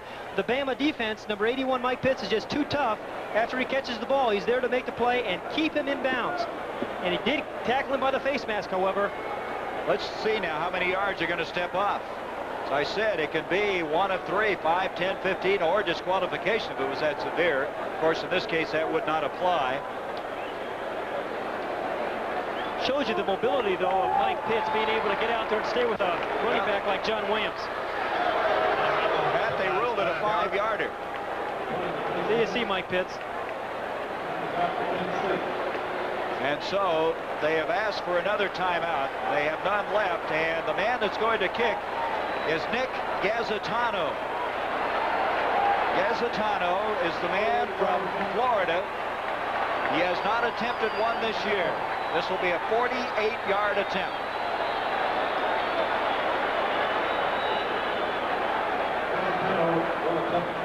.57, 164, a sophomore from Coral Springs, Florida.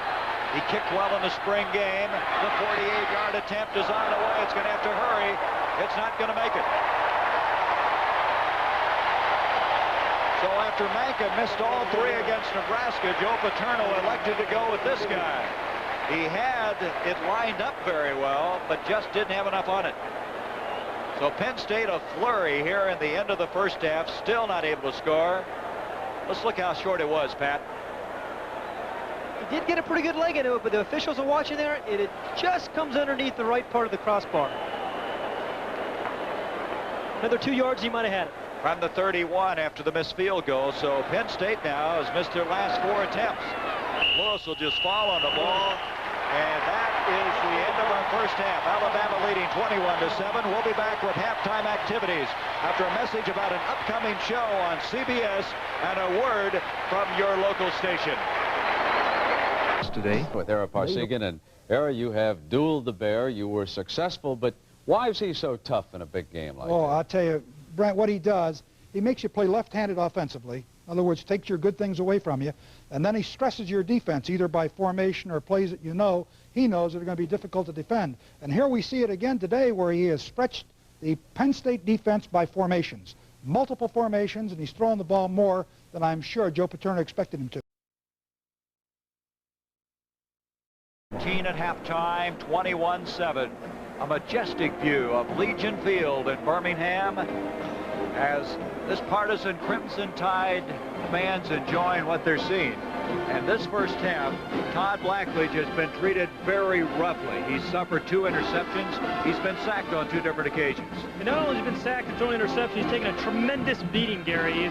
Mike Pitts and some of the defensive linemen from Alabama are really putting the pressure on him. This is what we expected Alabama to do, to come after Blackledge. They followed that game plan and done a marvelous job of putting pressure on him. All right, if you're Penn State, Pat, what are you going to have to do in the second half? I think the running game is going to have to be a little bit more effective. I think John Williams and Kurt Warner are going to have to pick up the slack, establish that running game, and give Blackledge, take some of the heat off Blackledge, and then hopefully Blackledge come up with a big play to a Kenny Jackson or a Greg Garrity. You think about all the great defensive players that Alabama's had, and they have another one in that mold, Mike Pitts in the first half. It seemed like every time we looked down there, he was chasing Blackledge or someone. Well, we talked about Alabama shutting people out in the second quarter coming in today's game. He is the big reason why. He's 6'5", he's 255 pounds, and when he leans on you, you feel it. Believe me, Blackledge has been under his grip and grasp all afternoon. I wonder how tired Penn State is. I got the feeling the humidity, the heat taking its toll. It really is. I don't think you can prepare for this. When you're practicing up there at State College, as many wind sprints as you do, I just don't think you can get ready for this kind of humidity. And even though Penn State is substituting Freely, I believe it's taking its toll. So Joe Paterno has to really regroup. We want to take now a closer look at these 2 universities, Penn State and the University of Alabama. The game is sponsored by Honeywell. You should see what we do with computers. Honda Motorcycles, inventors of the Honda ATC, the off-road three-wheeler. And by AC Delco General Motors Corporation, over 50 years of quality automotive replacement components.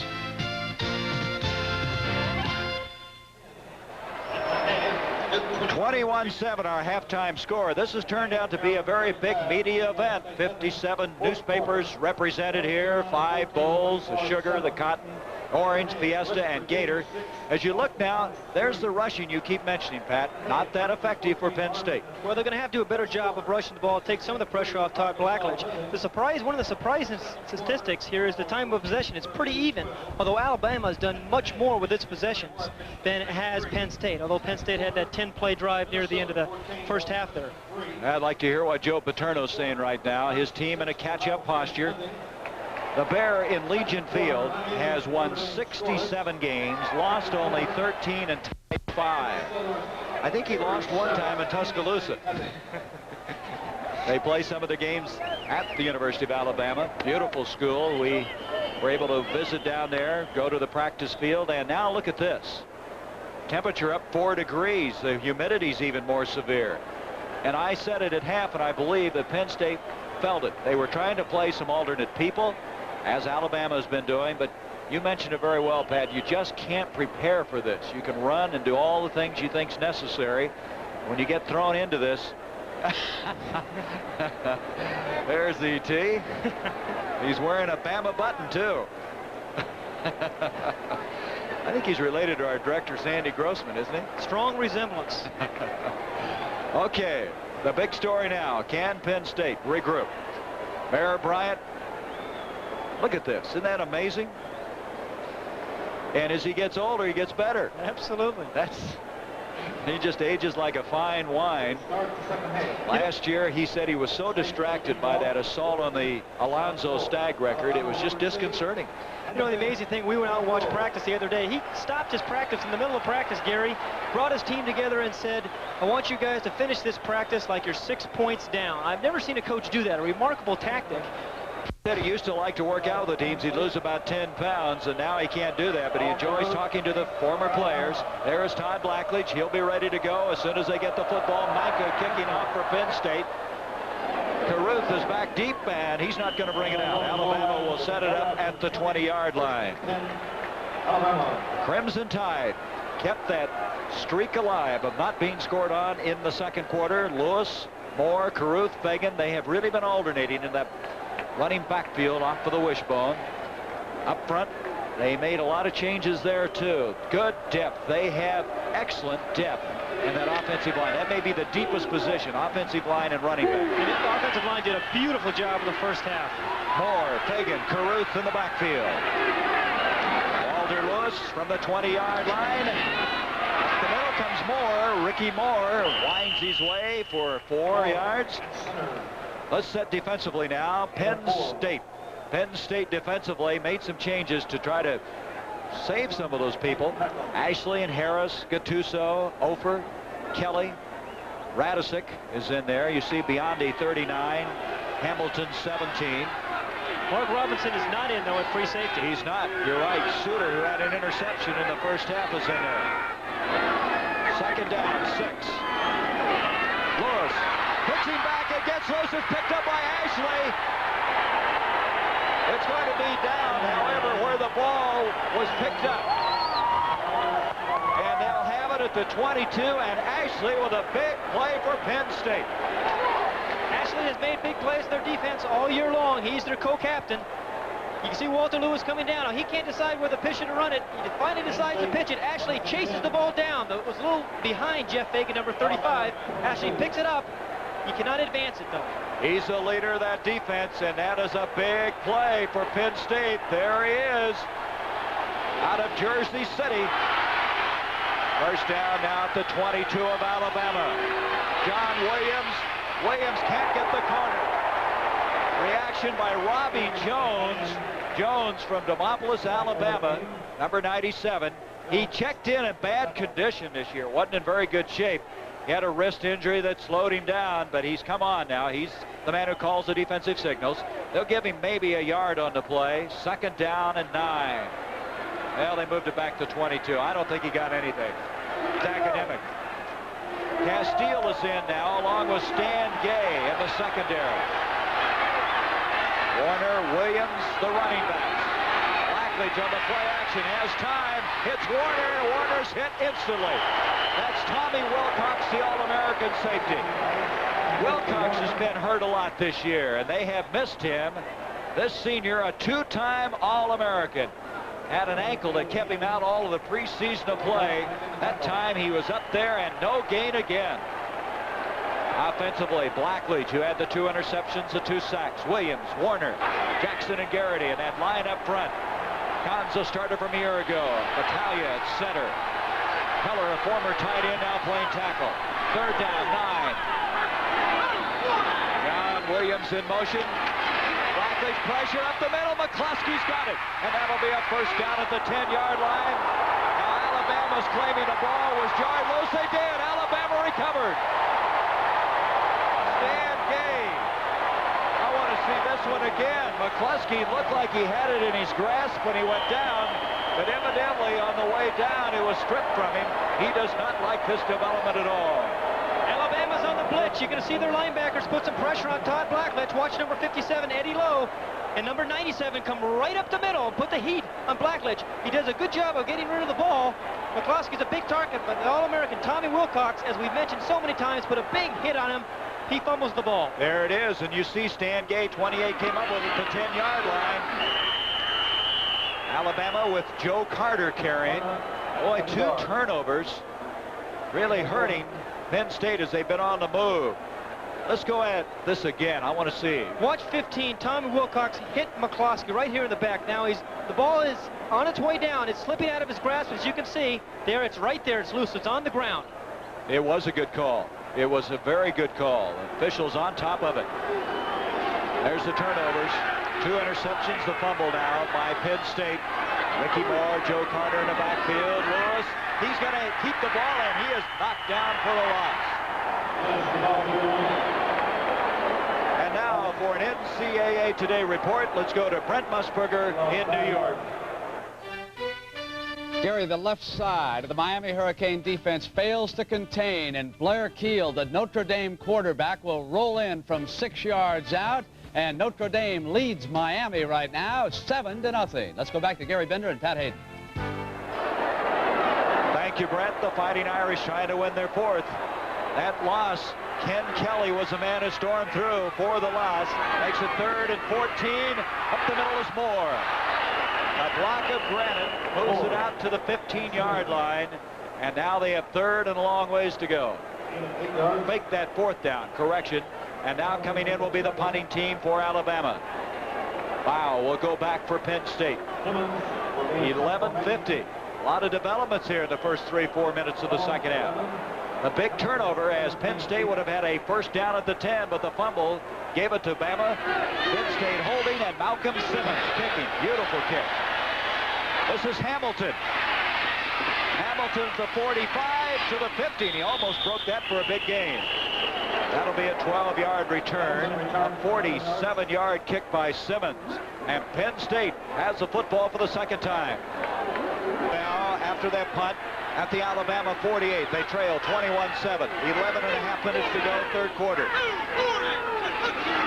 Blackledge giving out to Warner, and Warner, good effort, to the 45-yard line. Mike Rodriguez, the nose guard, who they consider to be the strongest player on the team, out of Melbourne, Florida. I think he could be the answer at that position. He was a backup nose guard and tackle a year ago. They marked the ball at the 45-yard line. 2nd down, still 6 yards to go, and North Carolina's won again. An ACC battle is going to be something. Maryland, North Carolina.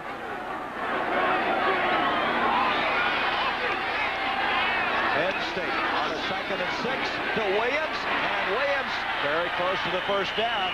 You figure, Pat, they need to get something. The last 2 times they've moved the ball, haven't gotten anything. Absolutely. They have to score some points and really start putting some pressure on Alabama's offense. By scoring the points, they're the best thing they can do right now. We're going to have to measure on this. John Williams has really done an expert job of getting yardage when it didn't look like he had anything at all on both the pass and the run, and there was a good example of it. A measurement and the indication that they're just short. Not by much.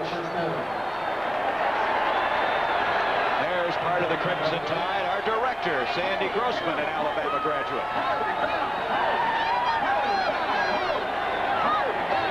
So now as they mark the ball at the 39, they've got less than a yard, as you can see. Coles has come in, Warner and Williams. They'll come out of that power backfield. The power eye. The deep man is Warner. You see Williams, 44. Coles, the senior from Pittsburgh, coming back from that broken leg of a year ago, the lead man. 3rd and inches. Williams in motion. Play action. He's going to go for it. Blackledge, he hit Bowman. There's the hero of the Nebraska game, Kirk Bowman. Couldn't hang on. Well, now it comes to a 4th down. Bowman, as you know, caught that pass that won it. He caught 2 passes against Nebraska. First he'd ever caught, a former offensive guard. You talked about Bowman, but watch number 19, Jeremiah Castile again. It's play action pass. It's 3rd and 1. A great call, actually. He's crossing the field. The ball's a little bit behind him. Gives Jeremiah Castile a chance to make a play. They're going for it on 4th down, and Blackledge's got it. Well, that's real confidence in your offense. You go for all of it on 3rd and inches, then come back, and that's where Blackledge, being as big as he is. However, he's a little shaken up. Look at him. He's limping. Really pays off. I started to say with that size, he could really get the additional yardage. Look at the good year. Penn State needs to do something with the drive just to keep their defense off the field and keep Alabama's offense off the field, because Alabama's offense has been unstoppable today. So they get it on 4th down. From the 37, Blackledge play action. Lots of time. Throwing deep. Jackson. And back there was Castile again. Jeremiah Castile, and Blackledge looks like he's shaken up. I don't know if that's from the previous play or this one, but Blackledge has been pounded. You know, Hofstadler in West Virginia against Pittsburgh, they almost had to carry him out of the stadium afterwards. And now Blackledge paying off, really getting hit. How many times is Jeremiah Castile going to make the great plays today? Here's another one. The ball is up in the air, up for grabs. Castile is all over Jackson to make the play without having interference called against him. Bear Bryant was so concerned he wouldn't play at practice Thursday. He says, we've got to get him to practice. That ankle has been giving him all kinds of difficulty. He's going full steam today. Second down, 10. Blackledge off to Williams. Williams has running room. Inside the 30, 25. He darts inside the 20. First down. John Williams, what moves he put on that time. A 20-yard bolt. And Penn State has a first down. Watch the blocking of the interior lineman of Penn State. Mark Bataille, the center. Dave Lobb, the guard. It's a little draw play. They open up a nice hole there. They fool number 97, Robbie Jones. And John Williams is off on his way and into the secondary. He makes a couple of nice moves here to pick up some very valuable yardage. He has 55 yards on 7 carries, Pat. And now first down, the ball at the 17 of Alabama. This is Warner. Warner makes the first man miss it. He gets to the 15-yard line. And Alabama defense has their work cut out, staying with those two guys. Williams, this time Warner. Warner advancing it to the 15. It'll bring up second down. Alabama's history of defense has been that when you pick up a couple of first downs or make a big play on them, they're going to blitz on you. They're going to come after you. They did that last play. Let's see what they do here. Penn State again will state our fact. They must get something. They've been down the field 3 times as you count the end of the first half, not getting anything on the board. Second down, 8 yards to go. Here's Williams. Williams inside the 10 to the 7. Williams not all that big. Joe Paterno getting a great effort from him, though. He's 198, 5'10". That's not the usual standard of size that you have at fullback. Rocky Colburn made the stop. 62 yards for John Williams as Joe Paterno sending in the play information. He sends in Coles. Kirk Bowman will come in. Third down, a yard to go. 2 tight ends in now. Number 78 is Ron Heller out of Farmingdale, New York. He started the year as a number 2 tight end. Everybody in tight now for Alabama. Give to Coles, and Coles has it. Joel Coles, close to the 5-yard line. Watch the tremendous line surge of this Penn State team and the great effort by number 20, Joel Coles. It's just a simple little give up to the fullback. Actually, have a look here at Todd Blackledge. It's a great offensive surge by the line of Penn State to give Joel Coles, number 20, an opportunity to make the first down. That's really tough to coach, isn't it, Pat, to get a guy to dive in like that. And Coles did an expert job. Craig Turner does such a good job for Alabama. There's your first down statistics. Here's a first down, a reverse to Williams. He's got a block. Williams is going to win. Touchdown.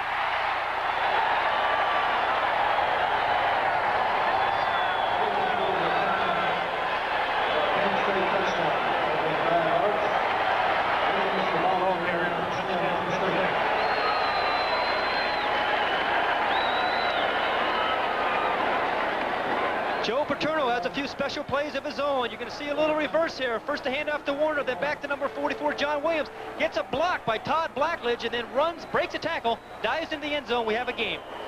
Gazzatano with a point after makes it. And now it's 21-14.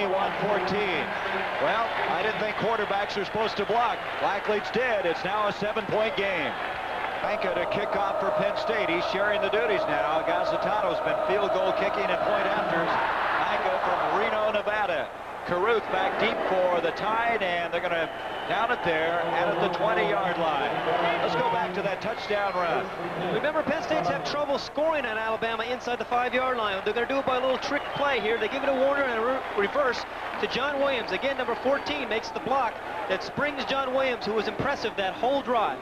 You know, Blackledge looks like he's having trouble with the hamstring. Looked like they were wrapping it, but he didn't let that affect his block, did he? He did. From the 20-yard line. Now the pressure on Penn State's defense. Carter, Moore, and Patrick, the running backs. Vendros split to the near side. In motion. Patrick back to Patrick. Boy, he has belted, isn't he? Biondi, number 39, spun him around.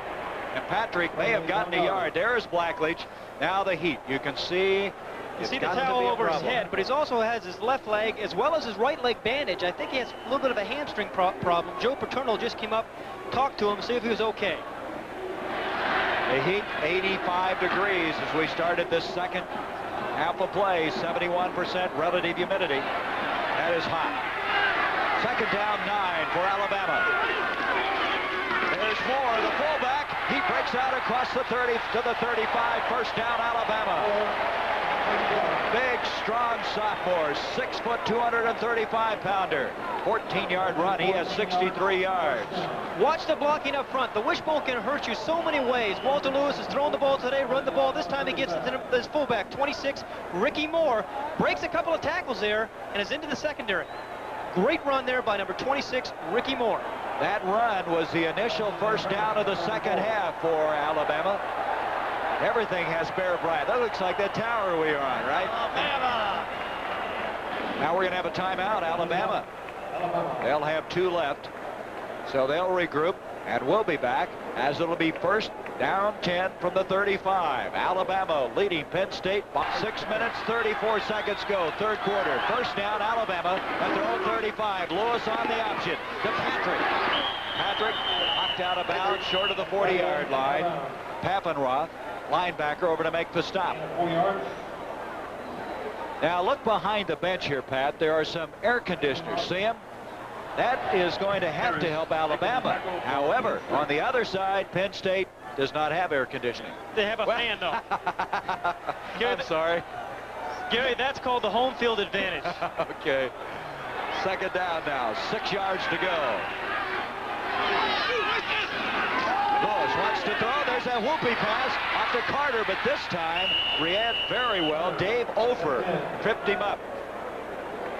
Now we have an upset, we understand, and Oklahoma leading Texas 7-0. Oklahoma's had a tough time moving the football. We understand they were deserting the wishbone a little bit.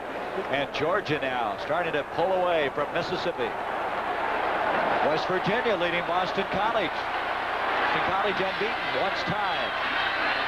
Third down, 3 now. Carter and Moore in the backfield. Lewis keeps, and Lewis has the first down. Walter Lewis buried that time, but he did get the first down for Alabama. 5:50 to go, third quarter. Watch the linebackers here of Penn State. Number 97, Scott Radisek, 33, Dave Papenroth. They're scooting along the line, trying to make a play. This is where the option can hurt you. There's so many things they have to defend. There, the quarterback kept the ball. They were a little late on the play. Radisek got real confidence in that Nebraska game. He learned to place him with intensity. First down. Lewis to Moore. Moore backs into the 50-yard line area. This drive kind of similar to what they did on that last touchdown drive of the first half. Well, they can give it to the fullback and 4 or 5 yard you to death, or they can fake it to the fullback and drop back and give you a play action pass for a 30-yard gain. As I mentioned, this wishbone offense presents so many problems. All right, Curry High. We're glad to be here, aren't we? They put your name up there, but they always misspell it, Pat. H-A-Y. Second down now, 7 yards to go for the midfield strike. Lewis on a little delay to Moore. Here he goes. 30. Oh, is he a battering ram all the way to the 28-yard line. That was an awesome display of running up the middle by number 26. That's a 20-yard run. Watch the right guard, number 68, Gary Bramblett. Make a play there. He doubles down there on the nose, clears the way for number 26, Ricky Moore. A great hole opened there up there by the offensive line. That's all a back can ask an offensive line to do. Boy, did you see Suter staring him down? He was glad somebody helped him on that tackle. First down. Lewis on the option. Pitches up beautifully this time to Carter. Nice execution. And they're now to the 20-yard line of Penn State. Well, after the conclusion of today's game, as well as every telecast we have of NCAA football, we'll be selecting the Chevrolet Most Valuable Player from each competing team.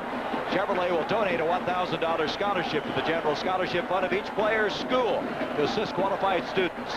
This is the 12th year that Chevrolet has had this scholarship program.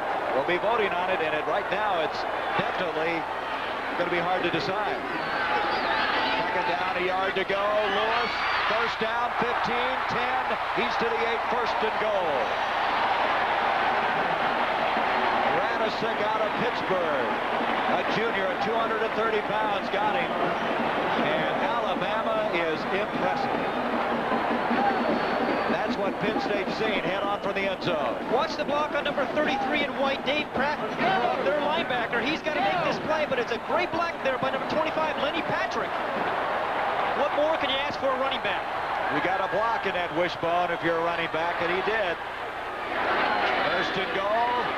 This time, it looks like the ball may have gotten loose, but Alabama has recovered it. Back there is Lenny Patrick, number 25. They lose yardage back outside the 10 to the 13-yard line.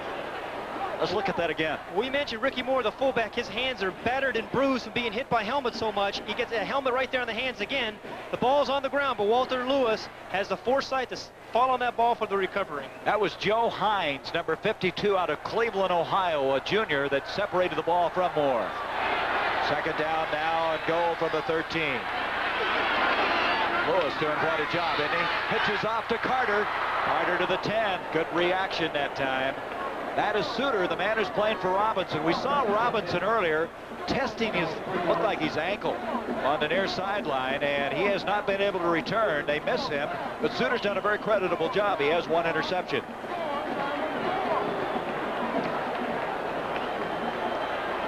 Now they're on the left hash mark going in. You would figure they'd use the wide side, but they're still running a lot to the short side. The last two plays they've run into the short side of the field. Third down goal from the 10. Lewis, Grogan. Jay Grogan, the tight end. Grogan has one catch. That went for 26 yards and a touchdown.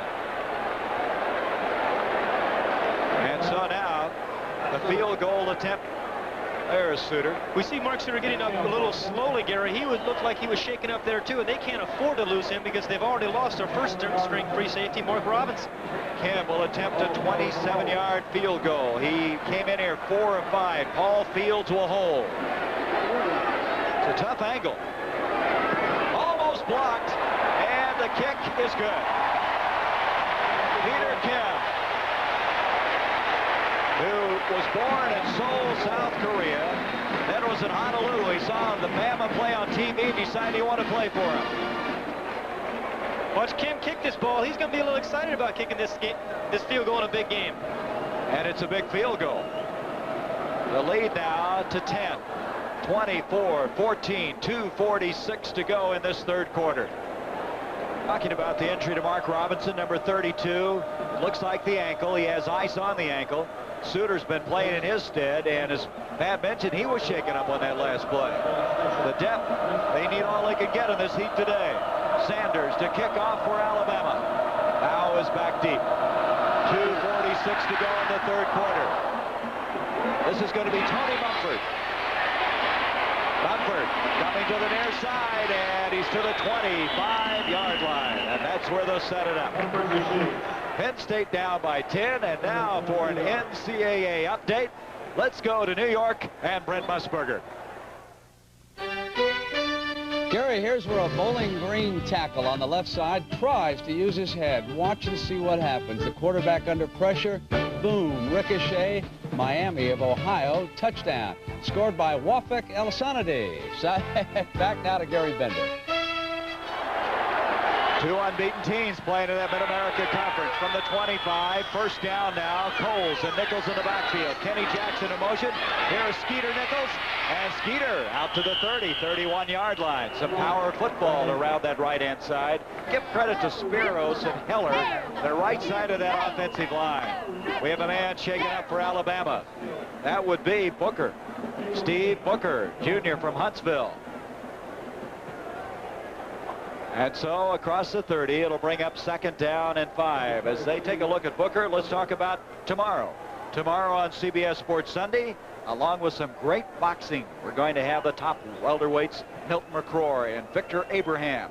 You're going to see the World Speedway Motorcycle Championship with 1981 champion Bruce Penhall defending its crown. It's all tomorrow, following a special edition of the NFL Today on CBS Sports. And NCAA football right now. That is a painful grimace, and the intensity of this game, I think, also displayed on the face of Booker. Booker was in quite a recruiting battle. Auburn wanted him, and they ended up getting him at Alabama, their #2 tackler. He had 3 tackles for a loss, and what a special teams player he's been. 49's at the bottom on the bottom left of the screen. You see him get tumbled over a Penn State man. He's rolling around. It looks like he falls on that right knee. Alabama was beaten up coming into the game. A lot of players with nicks and bruises. And so Booker will be helped off. Now Texas, that's in the Cotton Bowl, tied with Oklahoma. Texas gotten off to a very good start. Arkansas unbeaten, leading Texas Tech. Second quarter. West Virginia still with their advantage over Boston College. Georgia, boy, Georgia, to that opening win against Clemson, they've just continued on. Back here now, second down, 5 yards to go from the 30-yard line. Up the middle, this is Coles, and Coles is going to be short. He's going to be 2 yards short of the first down. Here's Booker once again. Boy, we hope that's not serious. He's explaining how it all happened to him. We could see it on the replay very vividly. And so he's out. Sprinkle now checks into the secondary for Alabama. Wilcox will leave. Third down, 2 yards to go. There goes Wilcox. He's had ankle trouble. A lot of ankle problems on this Alabama team. Look at that. Third down, 5 of 11. And a 3rd and 2 now. Blackleaf. Oh, Jackson had it and dropped it. Looked like Jackson. Wait a minute. They're ruling he caught it. Bear Bryant doesn't believe it. That was in front of the Bear. That's a tough place to make a call like that. An 11-yard completion. Here's the confidence they have in Todd Blacklist and Kenny Jackson's timing. It's 3rd and 2. There's a big cushion there. He just runs a short out. Kent holds the ball momentarily, but when he hits the turf, it bounces up. It does take some courage for an SEC official to call that right in front of Bear. You're right. The Bear was growling a little bit on that one. It's a first down catch to the 11-yard line. Line of scrimmage of 44. Blackleaf's on the fake to Coles. Coles dropped immediately. What a fine open field tackle that was. That was thrown by Anthony Smiley. Smiley stopped him. Had he not, Coles had some running room. Fine open field stop that time. We're going to have a look here at Kenny Jackson, number 82. You have to have possession of the ball. He has it momentarily before he hits the ground. The ball pops up. If it's ruled a fumble, the ball is right there where it went out of bounds. Second down now, 8 yards to go. Blackleaf's time to throw. It's going to almost be caught. A penalty flag has been thrown. Garrity, the intended receiver. Castile was back there with him. The ball was like a lame duck because Blackleaf was hit as he released it. John Elias from his nose guard spot hit Blackleaf.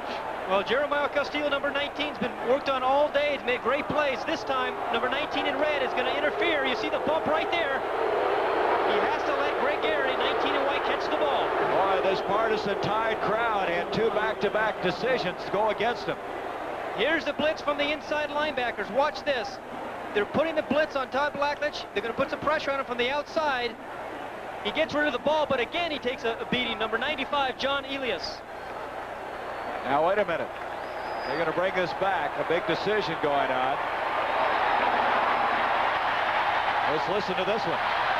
Got illegal use of the hands against a red team. Automatic first down. Instead of pass interference, the hold. So the ball not at the spot of the foul, but coming back from the original line of scrimmage and stepped off. But it is a first down.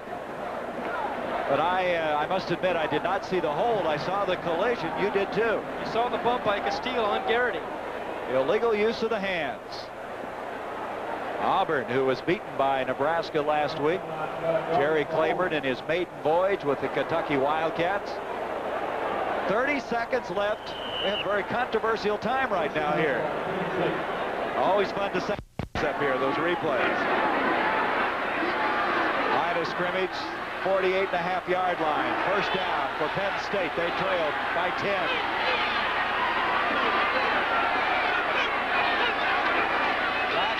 Gives off to Skeeter Nichols. Nichols inside the 40, and he has a first down.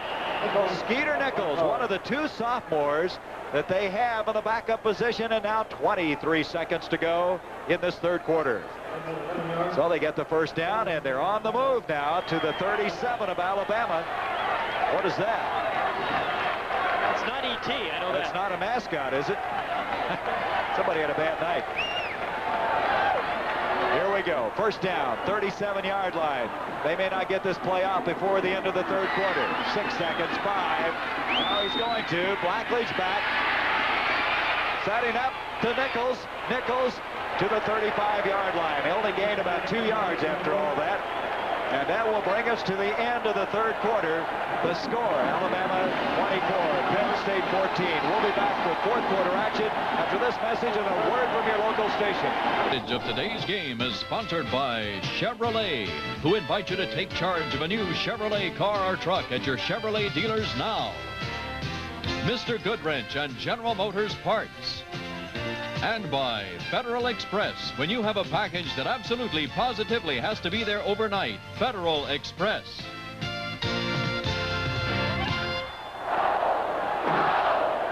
And now we go to the fourth quarter, and the pride of the South is on the line against the pride of this man's team, Penn State and the East. Two great coaches, Bear Bryant and Joe Paterno.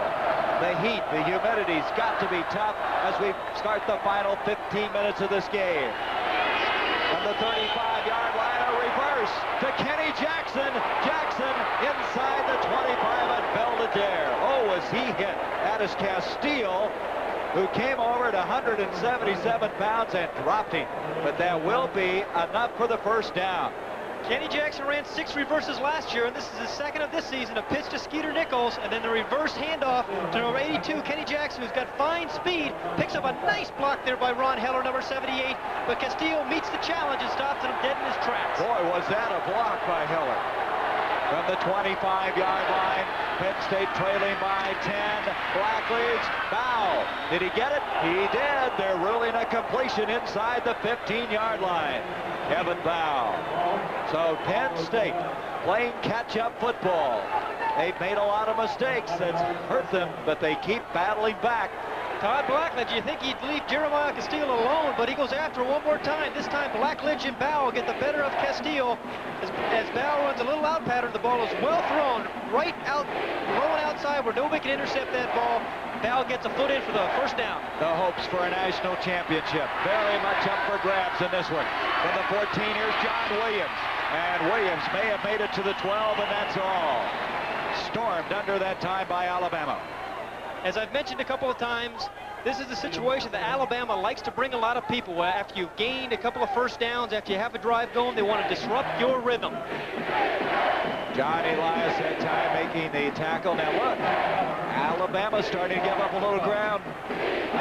Penn State has rushed this ball so much better here in the second half. 116. Remember, Alabama was giving up only 70 yards a game coming in here. Blackledge back on second down. Bow, touchdown.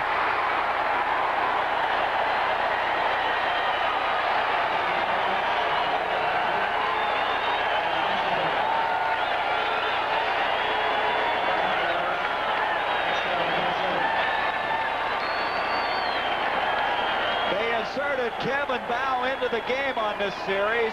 Maybe the fresh legs paid off. He was so open. We have an Alabama player shaken up. It's Robbie Jones.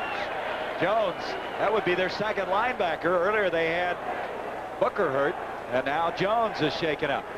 I am so impressed with Todd Blackledge. He threw 2 interceptions the first half, yet he drills the ball here to Kevin Bow, runs a little slant pattern.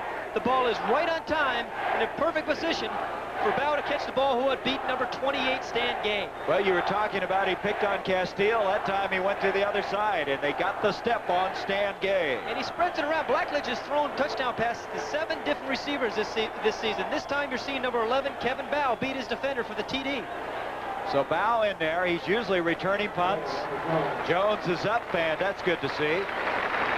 And we have a football game. Blackledge now 19 of 32, 219 yards, 2 interceptions, 2 touchdowns. He's now thrown 17 touchdown passes this season. Kevin Bow, number 11 for Penn State, has averaged over 120 yards in all-purpose yards per game. That's returning kicks, returning punts, and receiving passes. Point after attempt coming up. Gazzitano, the man who's taken over today after last week or 2 weeks ago, Micah missing 1 point after. Gazzitano's kick is up, and it is good, and it's a 3-point game. 24-21, 3-13, 52 left to play. Touchdown pass, 75 yards, they moved it. Micah now to kick off before the sellout crowd. We have 13:52 to go. Bama leading by 3. Caruth, and he won't bring it out. They'll bring it to the 20-yard line. And now for an NCAA Today report, let's go to New York and join Brett Musburger. Gary, here's John Lockery, the BC backup quarterback. He's the holder here against West Virginia. Fake field goal. He starts to run. He'll find a receiver. It'll be deflected. And BC has tied West Virginia at 13. So you don't have the only good one. Back to you and Pat. And so the BC Eagles have tied that one up. Thank you, Brent. And from the 20-yard line, Alabama now hanging on to a precarious 3-point lead. Ken Simon now in, along with Don Horsted and Craig Turner in the backfield for Alabama. Lewis, he's got to keep it. And he's going to be swarmed under. Couldn't quite get to the 25-yard line. And Lewis, a lot of gang tackling now by Penn State. Pat, something of real interest in this game. It looked like the poise, the confidence of Penn State was slipping away. But Joe Paterno stuck to his game plan. He kept his cool in a very hot day, and look where they are. And he's done a nice job of adjusting, Gary, using different plays inside the 5-yard line. Options, passes, reverses. 2nd down and 6. Turner, Simon behind Walter Lewis. Lewis in trouble. He got out of it. To the 30. He has a first down run to the 33. That is an amazing effort by Walter Lewis. Harris and Roger Puz eventually made the tackle. You're going to see number 52, Joe Hines, really beat the snap count and have his hands right on Walter Lewis, but he's not convinced he has the ball. Somehow Lewis gets away, shakes him, and gets downfield. Great athletic ability of Walter Lewis. That's how a guy like that can really hurt you so many ways. Pat, I think that's a good point. I don't think he knew he had the ball.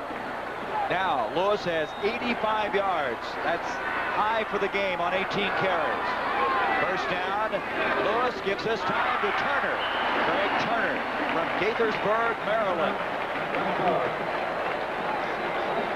There's where Alabama in the first half was so effective. It's been a different story in the second half. And this particular drive is very critical for Alabama. Penn State's offense is very hot right now. You're going to see Mal Moore, the offensive coordinator, on the left, Bear Bryant on the right. Mal Moore's got to call the right plays to make this offense go and keep Penn State's hot offense off the field. Well, Bear told us he likes to dominate fourth quarters, and he's trying to do it now. 2nd down and 4. Lewis blindside, he's in trouble. Hamilton on a blitz. Harry Hamilton from Wilkes-Barre, Pennsylvania. And look at Joe, he likes that. A loss all the way back to the 26-yard line. Boy, was that a big play. Loss of 13 yards. Watch number 17. He's going to come into your screen in white. Harry Hamilton. He's going to come in from the right. Walter Lewis is back to pass. Now, Pat, you can only elude so many people. This time, Harry Hamilton puts the stop on Walter Lewis. 3rd down now, 17 yards to go. Grogan comes in along with Joey Jones. And it's Turner instead. Turner got a couple of them back to the 29. They're going to have to kick the football. That could be one of the big plays of the game by Hamilton.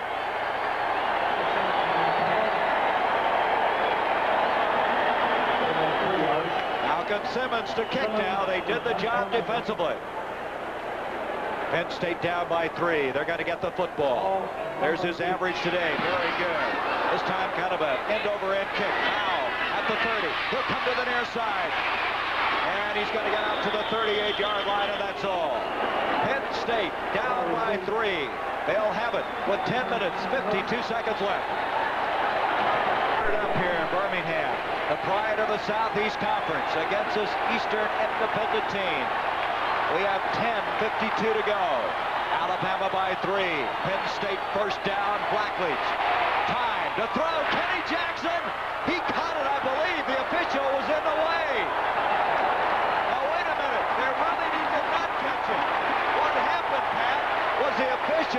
between Jackson and Blackledge. I don't know how Jackson came that close to catching him. Actually, the official ducked so the ball wouldn't hit him. You can see number 19, Jeremiah Castillo, defending. They're picking on him again. Jackson, number 82. The ball goes right over the official's head. Now, he can't make that play. He can't see that ball, but an official comes from the other side of the field and said he made the trap. In fact, that official who was in the way waved it off, then looked around. He wasn't sure. He got help from the line judge, who then called it incomplete. Second down, 10. Blackledge, pressure put on. Going deep, Kurt Warner's there. Castillo with the interception. Jeremiah Castillo.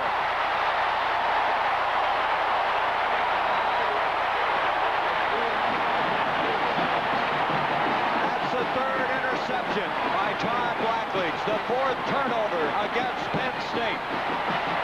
So we went right back to it again.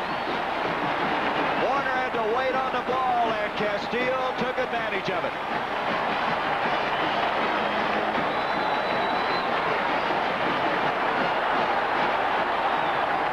Horsted, Moore, and Carter in the backfield. The line of scrimmage, the 33 of Alabama. 10.5 minutes to go. Lewis on the keeper. Lewis, 40, 45. He's to the 49. First down for Alabama. Roger Jackson made the stop for Penn State. Lots of football all over, so let's check in now with Brent Musburger for an NCAA Today update. Gary, Notre Dame doesn't seal up Miami's right tight end. He gets free, and he'll catch this touchdown pass from Mark Richt. And now Miami 7, Notre Dame 7. Back to Gary Bender and Pat Hayden. Lewis, after that run, now has 87 yards rushing for the day. The middle to Moore. Moore pays for it that time. He is grounded short of the 50-yard line. That's Rogers Alexander, number 95, a freshman. 85 yards for Moore. This is the balance that Alabama's had all year long. They've had only one man in the history of Alabama rush for 1,000 yards in a season. That was Johnny Musso. He did it on 2 different occasions. But again, shows you the depth, how they spread it out. Musso ran for 1,000 yards, so they weren't running the wishbone. And so, short of the 50. Second down, 8 yards to go.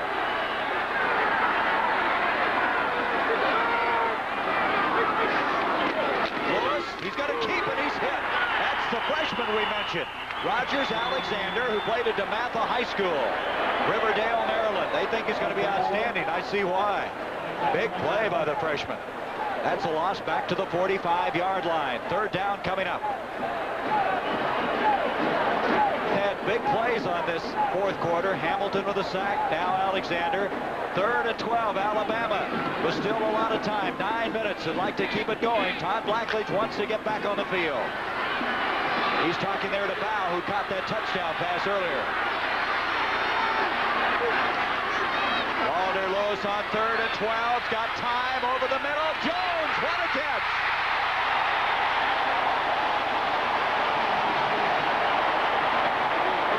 Joey Jones sacrificed his body that time, flying through the air. He's hurt. 19-yard pickup, first down. Number 4, Joey Jones. The Penn State coaches thought he was the best receiver they played against last year. It takes some courage to go over the middle, but Joey Jones does it. He goes high in the air to catch the ball. He knows he's going to get popped. Number 95, Rogers Alexander, hits him a little late. Jones shaken up, but Alabama has the football. They have a first down at the 35. He's had some big plays in this game, but he's had some mistakes. 3 interceptions, 4 turnovers. He needs the football back. We have just outside 8 minutes left in the game. 79,000 rabid fans on hand for this one. Roman split out. Bedros split out. That's Horsted in motion. Lewis going to keep by Hamilton, but Hamilton hangs on for dear life and drops him. That'll be close to the 30-yard line. There's the final. Georgia remains unbeaten, 5th ranked over Mississippi. Michigan defeating Michigan State. A lot of points by the Wolverines. Illinois over Purdue in the 3rd quarter. William and Mary lead Dartmouth, 3rd quarter. Lehigh, Connecticut. That's a final. Lehigh with a win. And here it's a 3-point game. 7:26 left in the game. 3rd down, 5. Carter, Moore in the backfield. Lewis back, time to throw. Over the middle, Vandross. Vandross at the 5, just a little too tall for him. And so it's 4th down. Jesse Bendros, number 88 for Alabama. He had the defense beaten. Ball was a little bit overthrown. He's just going to go right down the seam. He goes right past Harry Hamilton. The ball's a little bit over his head. You can see him go up and make a great effort. He tries to adjust on it, but he can't make the play. Peter Campbell attempt a 47-yard field goal. His team on top by 3. Kim's kick on the way, and it is good.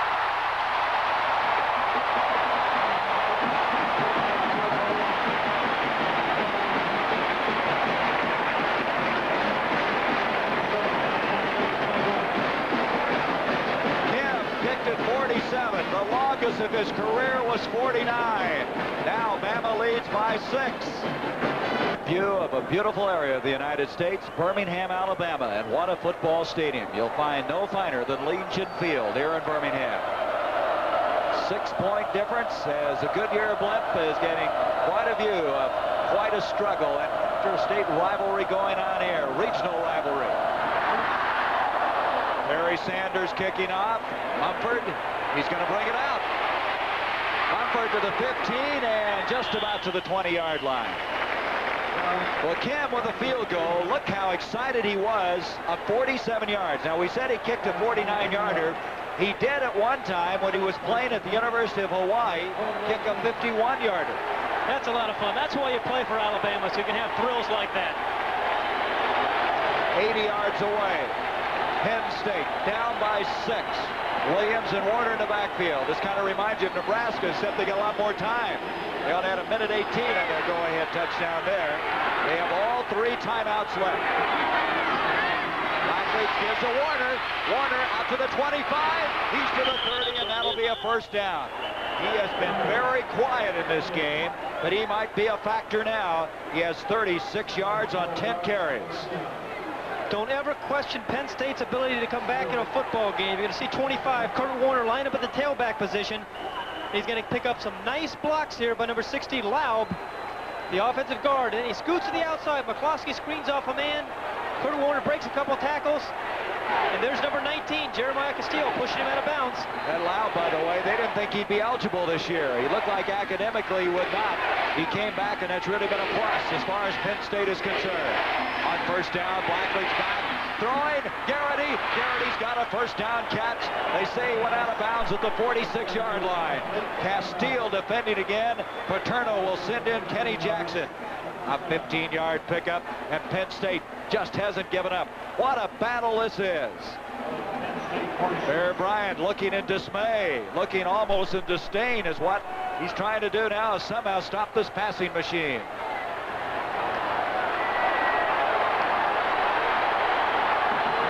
Across the 45 to the 46. That is now the 6th consecutive time of the regular season to play. He's thrown for 200 yards plus. Warner, Kurt Warner, big hole, and he's now into the Alabama end of the field. They marked the ball at the 47. Time 6:39, a lot of time on this drive. We're seeing a classic matchup here this afternoon. One of the interesting things to me in watching this game is watching Todd Blackledge repeatedly go after number 19, Jeremiah Castillo. It's strength against strength. Todd Blackledge's arm against Jeremiah Castillo's tremendous athletic ability and ability to defend the pass. Garrity split out on a 2nd and 3. Jackson to the near side. Warner in a wing position this time. Williams behind Blackledge. He fell down. So it's going to come to a 3rd down. He got to maybe the 45-yard line. Mike Rodriguez is there. There's Castillo. We mentioned 14 career interceptions. Last year he had 5, which led the Southeast Conference. Harry Gilmer has the record. I hate to think where Alabama would have been if this guy couldn't have played today. He's been all over the football field. And this is his nemesis, the man that's caused him the difficulty, Todd Blackledge. 3rd down, a long yard. Coles in the backfield. In motion goes Williams. This is Kurt Warner. They got him for a loss. What a play by Russ Wood. Russ Wood, number 89, whose father was his high school coach in Elba, Alabama. Warner lost his shoe, and what a big defensive play that was. A very big defensive play. They're motioning one way to the right, trying to confuse the defense, and then they go back the other way. But number 89, Russ Wood, is equal to the task as he dives through and makes the tackle. So Warner loses yardage, and Giacomero will kick. Oh, he hit his own man. He hit Suter, who backed into him. Suter's got the ball for Penn State, but the ball is at the 10-yard line.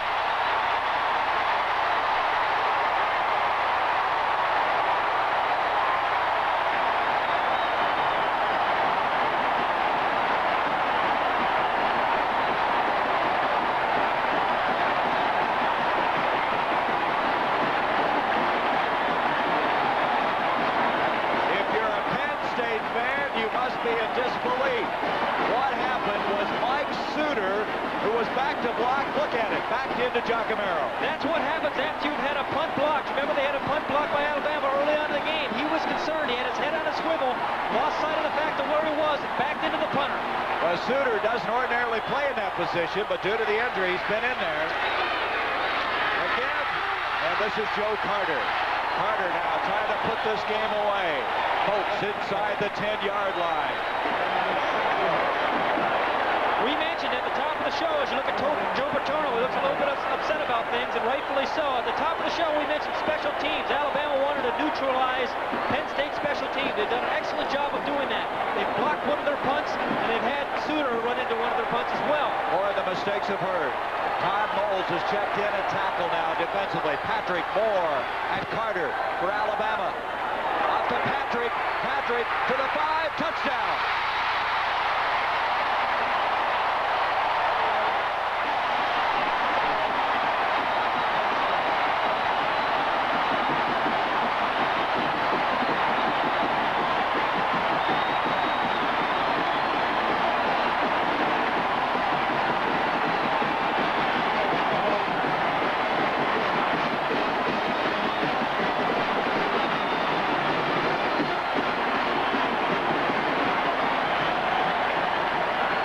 The special teams play has really been big as Alabama now asks for a timeout. Remember, they blocked one at the start of the game. They came back and Penn State blocked their own kick. They go over the right side. Alabama goes over its right side. Great blocks by Jake Rogan, Doug Vickers, and Mike Adcock. Gives Lenny Patrick, number 25, a little crease on the outside. He outruns Rogers Alexander for the score. His second touchdown. Earlier, he ran 11 yards. Again, a ground level here of Walter Lewis just giving the ball to Lenny Patrick. It's a power play. They get some great blocks, as we mentioned. He dips inside, then outside, and he's got some great speed around the corner.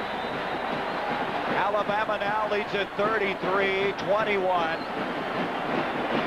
And you said at the start of the show the special teams would be a big factor in this game, but it turned out a little differently than we anticipated. Penn State, their own worst enemy on that last play.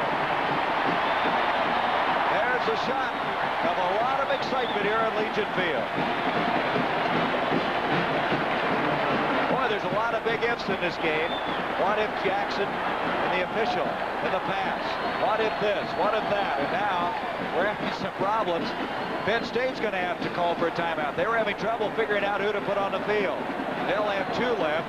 Alabama has 1.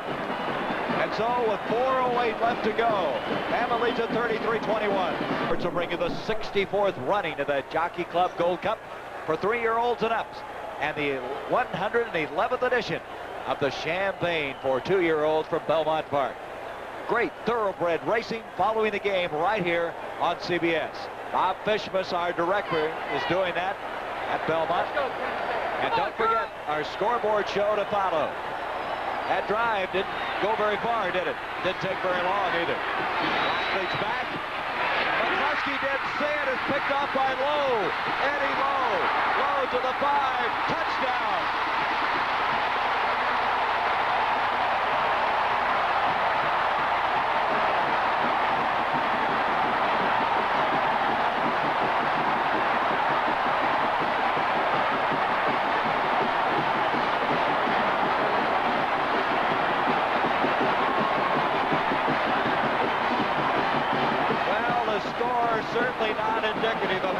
as this game has been. 27-yard interception return for the touchdown by Eddie Lowe. That's the 4th interception of the day against Blackledge, the 5th turnover that Penn State has suffered. And the Crimson Tide are on their way to their 5th win. Peter Kemp to attempt the point after. He's got it. And if you picked up a newspaper tomorrow and saw this score, you'd say, boy, did Alabama walk all over Penn State. But it was not that way at all. Attribute this interception to, again, the pressure that's been put on Todd Blackledge. He gets some heat here. He throws the ball before he really wants to. McCloskey wasn't even quite looking. 57, Eddie Lowe makes the play, breaks the tackle of McCloskey, cuts back. He's going to run right into the end zone. Every linebacker's dream. It is. Eddie Lowe out of Phoenix City, Alabama. He transferred from Tennessee, Chattanooga. Bama didn't recruit him. They thought he was too small. But he's come over and he's following the footsteps of his former All-American brother. And here's a guy you got to really feel for, Todd Blackledge. I feel very badly for him. He's played superbly all season long. He's played well today. He's had a couple of mishaps, but he's taken a beating. They put tremendous pressure on him all day long, which caused him to throw that last interception. That's the first time in his career he suffered 4 interceptions in one game. 3 times he suffered 3, but the first time to have 4. Give Alabama's defense some credit. They had a game plan of coming in, putting pressure on Todd Blackledge. They've done that all afternoon, and this is the result. A 42-21 score. Terry Sanders had just kicked off a moment ago. Back again. You know, on that play, McCluskey, the tight end, never saw the ball. I don't know whether he was running the pattern wrong or what. Now and Mumford back. Now will bring it out. Out to the 20, and he fumbled the ball, and it's out of bounds. It will be Penn State's football at the 32. So it's gone Alabama's way in this 4th quarter. You got to give credit to them, but you also have to realize that Penn State has been nothing but snake bit on a couple of occasions. Okay, tomorrow on CBS Sports Sunday, along with some great boxing, including top welterweights Elton McCrory and Victor Abraham, you'll see the World Speedway Motorcycle Championship. 1981 champion Bruce Penn will be defending his crown. A special edition of the NFL Today also on CBS Sports Sunday. We have a new quarterback, Doug Strang. Number 18 is in the ball game. Strang giving up the middle. Strang is a sophomore from Linwood, New Jersey. He's only thrown 5 passes, but they get Blackledge out of there. That was Mumford on the carry. Moves the ball out to 35 to the 36, and this will be victory number 320 for the Bears. And he is alive and well as he tries to pursue his 7th national championship. This will give them a big boost up. They got to play Mississippi State, LSU a little bit later, but this was the big stumbling block. Here is Mumford. Mumford first down out to the 50-yard line. 3 minutes now left in the game. A 14-yard run. Sammy Hood made the stop that time for Alabama. So Penn State, impressive 7-game winning streak, going to be coming to a close. That's, of course, going back to last year. Todd Blackledge with the 4 interceptions, throwing his 16th and 17th touchdowns of the year, but he's going to be something the rest of the year, you know that. Rocky Washington in motion. Strang on the pitch to Mumford. Mumford out to the 40, inside the 40. To the 38, and Mumford running with reckless abandon right now. There's Walter Lewis. He made so many big plays today. I was so amazed with Walter Lewis's ability to break tackles. He is so strong. He is not a large man. He's only 6'1", he's 200 pounds, but he broke so many tackles today. Really impressed me. He passed for 96 yards. He rushed for 86 yards. Mumford's shaken up on that last play. Walter Lewis coming from Little Bruton, Alabama. An academic all-Southeast Conference pick. You said it well at the top, Pat. You said he didn't even know what pass coverages were when he came into college. I think he's learned them pretty well, don't you? He just drove Penn State's defense wild on a couple of occasions. They had him back there. only to see him somehow escape. He's got to be happy, as is Alabama. And there's the dejected Penn State bench. The road doesn't get any easier for Penn State the rest of the season. They've just got a brutal schedule the rest of the way in. How about this? West Virginia, Boston College, Notre Dame, Pittsburgh. That's a pretty good idea. They're not hiding from anybody. No, they're not. Mumford is coming off. Tom Barr's in there now, along with Skeeter Nichols. They're going to be dancing in the streets of Birmingham today. 2.5 minutes left in this game. Strang back. The 6th attempt of the year. Washington, who hasn't caught one this year, tried to come up with that. Washington was a former baseball player. He's with the Cincinnati Reds organization, but gave up the sport to play football. From Beaver Falls, Pennsylvania. Who's from there? A friend I used to play with. Joe Namath. You see how tough it is for Penn State. At West Virginia, at Boston College. Now Alabama, they play Mississippi State at home. LSU. By the way, that Mississippi State game is in Jackson, not here. Give up the middle, and Tom Barr, a senior from Pottstown, Pennsylvania, advances the ball inside the 35 to the 33. There he is, 69 years young. We were talking about some of the days when he coached at Texas A&M. He said, I might have been a little crazy then. I had those guys down there in Junction, Texas. Only had 28 men that survived, but he's learned a lot. There's Joe Paterno, too, a man I have a great deal of respect for. 3rd down, 6. 1:48 left in the game. Strang on a play action. Kevin Campbell, the sophomore from McLean, Virginia, had it for a moment. He had one catch coming into this game. And so that will bring it to a 4th down. We'll have the scoreboard show following with Brandon Era. A lot of games of really surprise in the East, and of course a lot of action to follow. They'll give you an up-to-date report immediately following this game. Strang on 4th down is going for it, and he hits Rocky Washington, and Rocky Washington is hit in return. Guess who was hit? First down. Guess who was hit by? Number 19, Jeremiah Castile. Castile plays like he's 277 pounds instead of 177. He is an assassin out there. Give Alabama some credit to. There were some question marks. Nobody knew how good Alabama was. They had not played too many strong teams, but they met the challenge of a very good Penn State team today. Wide receiver Kurt Martin now in, along with Washington. That first down catch on 4th down. Strang again. That was Dean Domidio, a freshman from Westchester, Pennsylvania, the intended receiver. That'll stop the clock with 1:12. Well, last year, Alabama and Georgia were co-champs of the Southeast Conference. They do not play each other again this year. Both are still unbeaten. Race down here is going to be something. Remember Joey Jones when he took that hit after that fine catch? He looks like he's all right. 2nd down, 10. Fumble. Mumford somehow got on it. Tony Mumford on an inside reverse.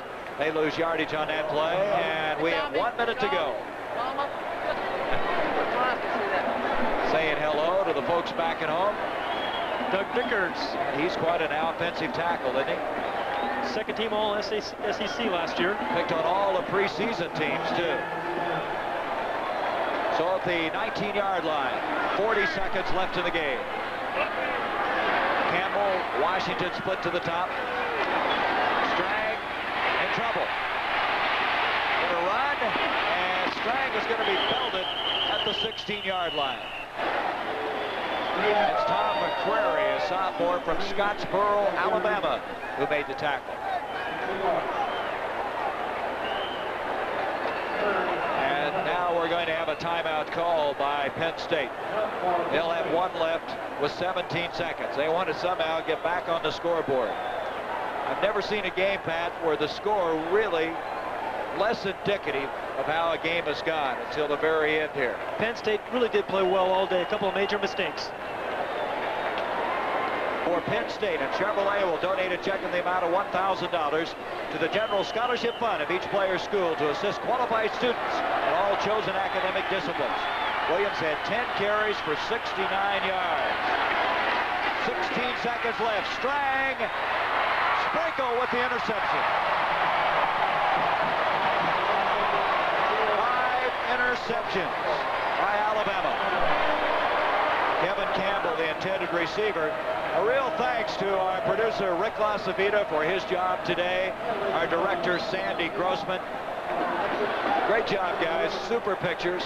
Our statistician, Mike Swanson, and our spotter, Steve Baer. We want to thank the people at Alabama. Jack Perry, who just did such a superb job in hosting us in Tuscaloosa when we were down there. Dave Baker for Penn State. We want to also thank our associate producer, Patty Tuitt, for the job she's done. From the 20-yard line now, it's all academic from here on in, and Alabama will remain unbeaten. They'll go 5-0. Bear Bryant has won his 320th game. Penn State now 4-1. We'll be back in just a moment. Regent Field, along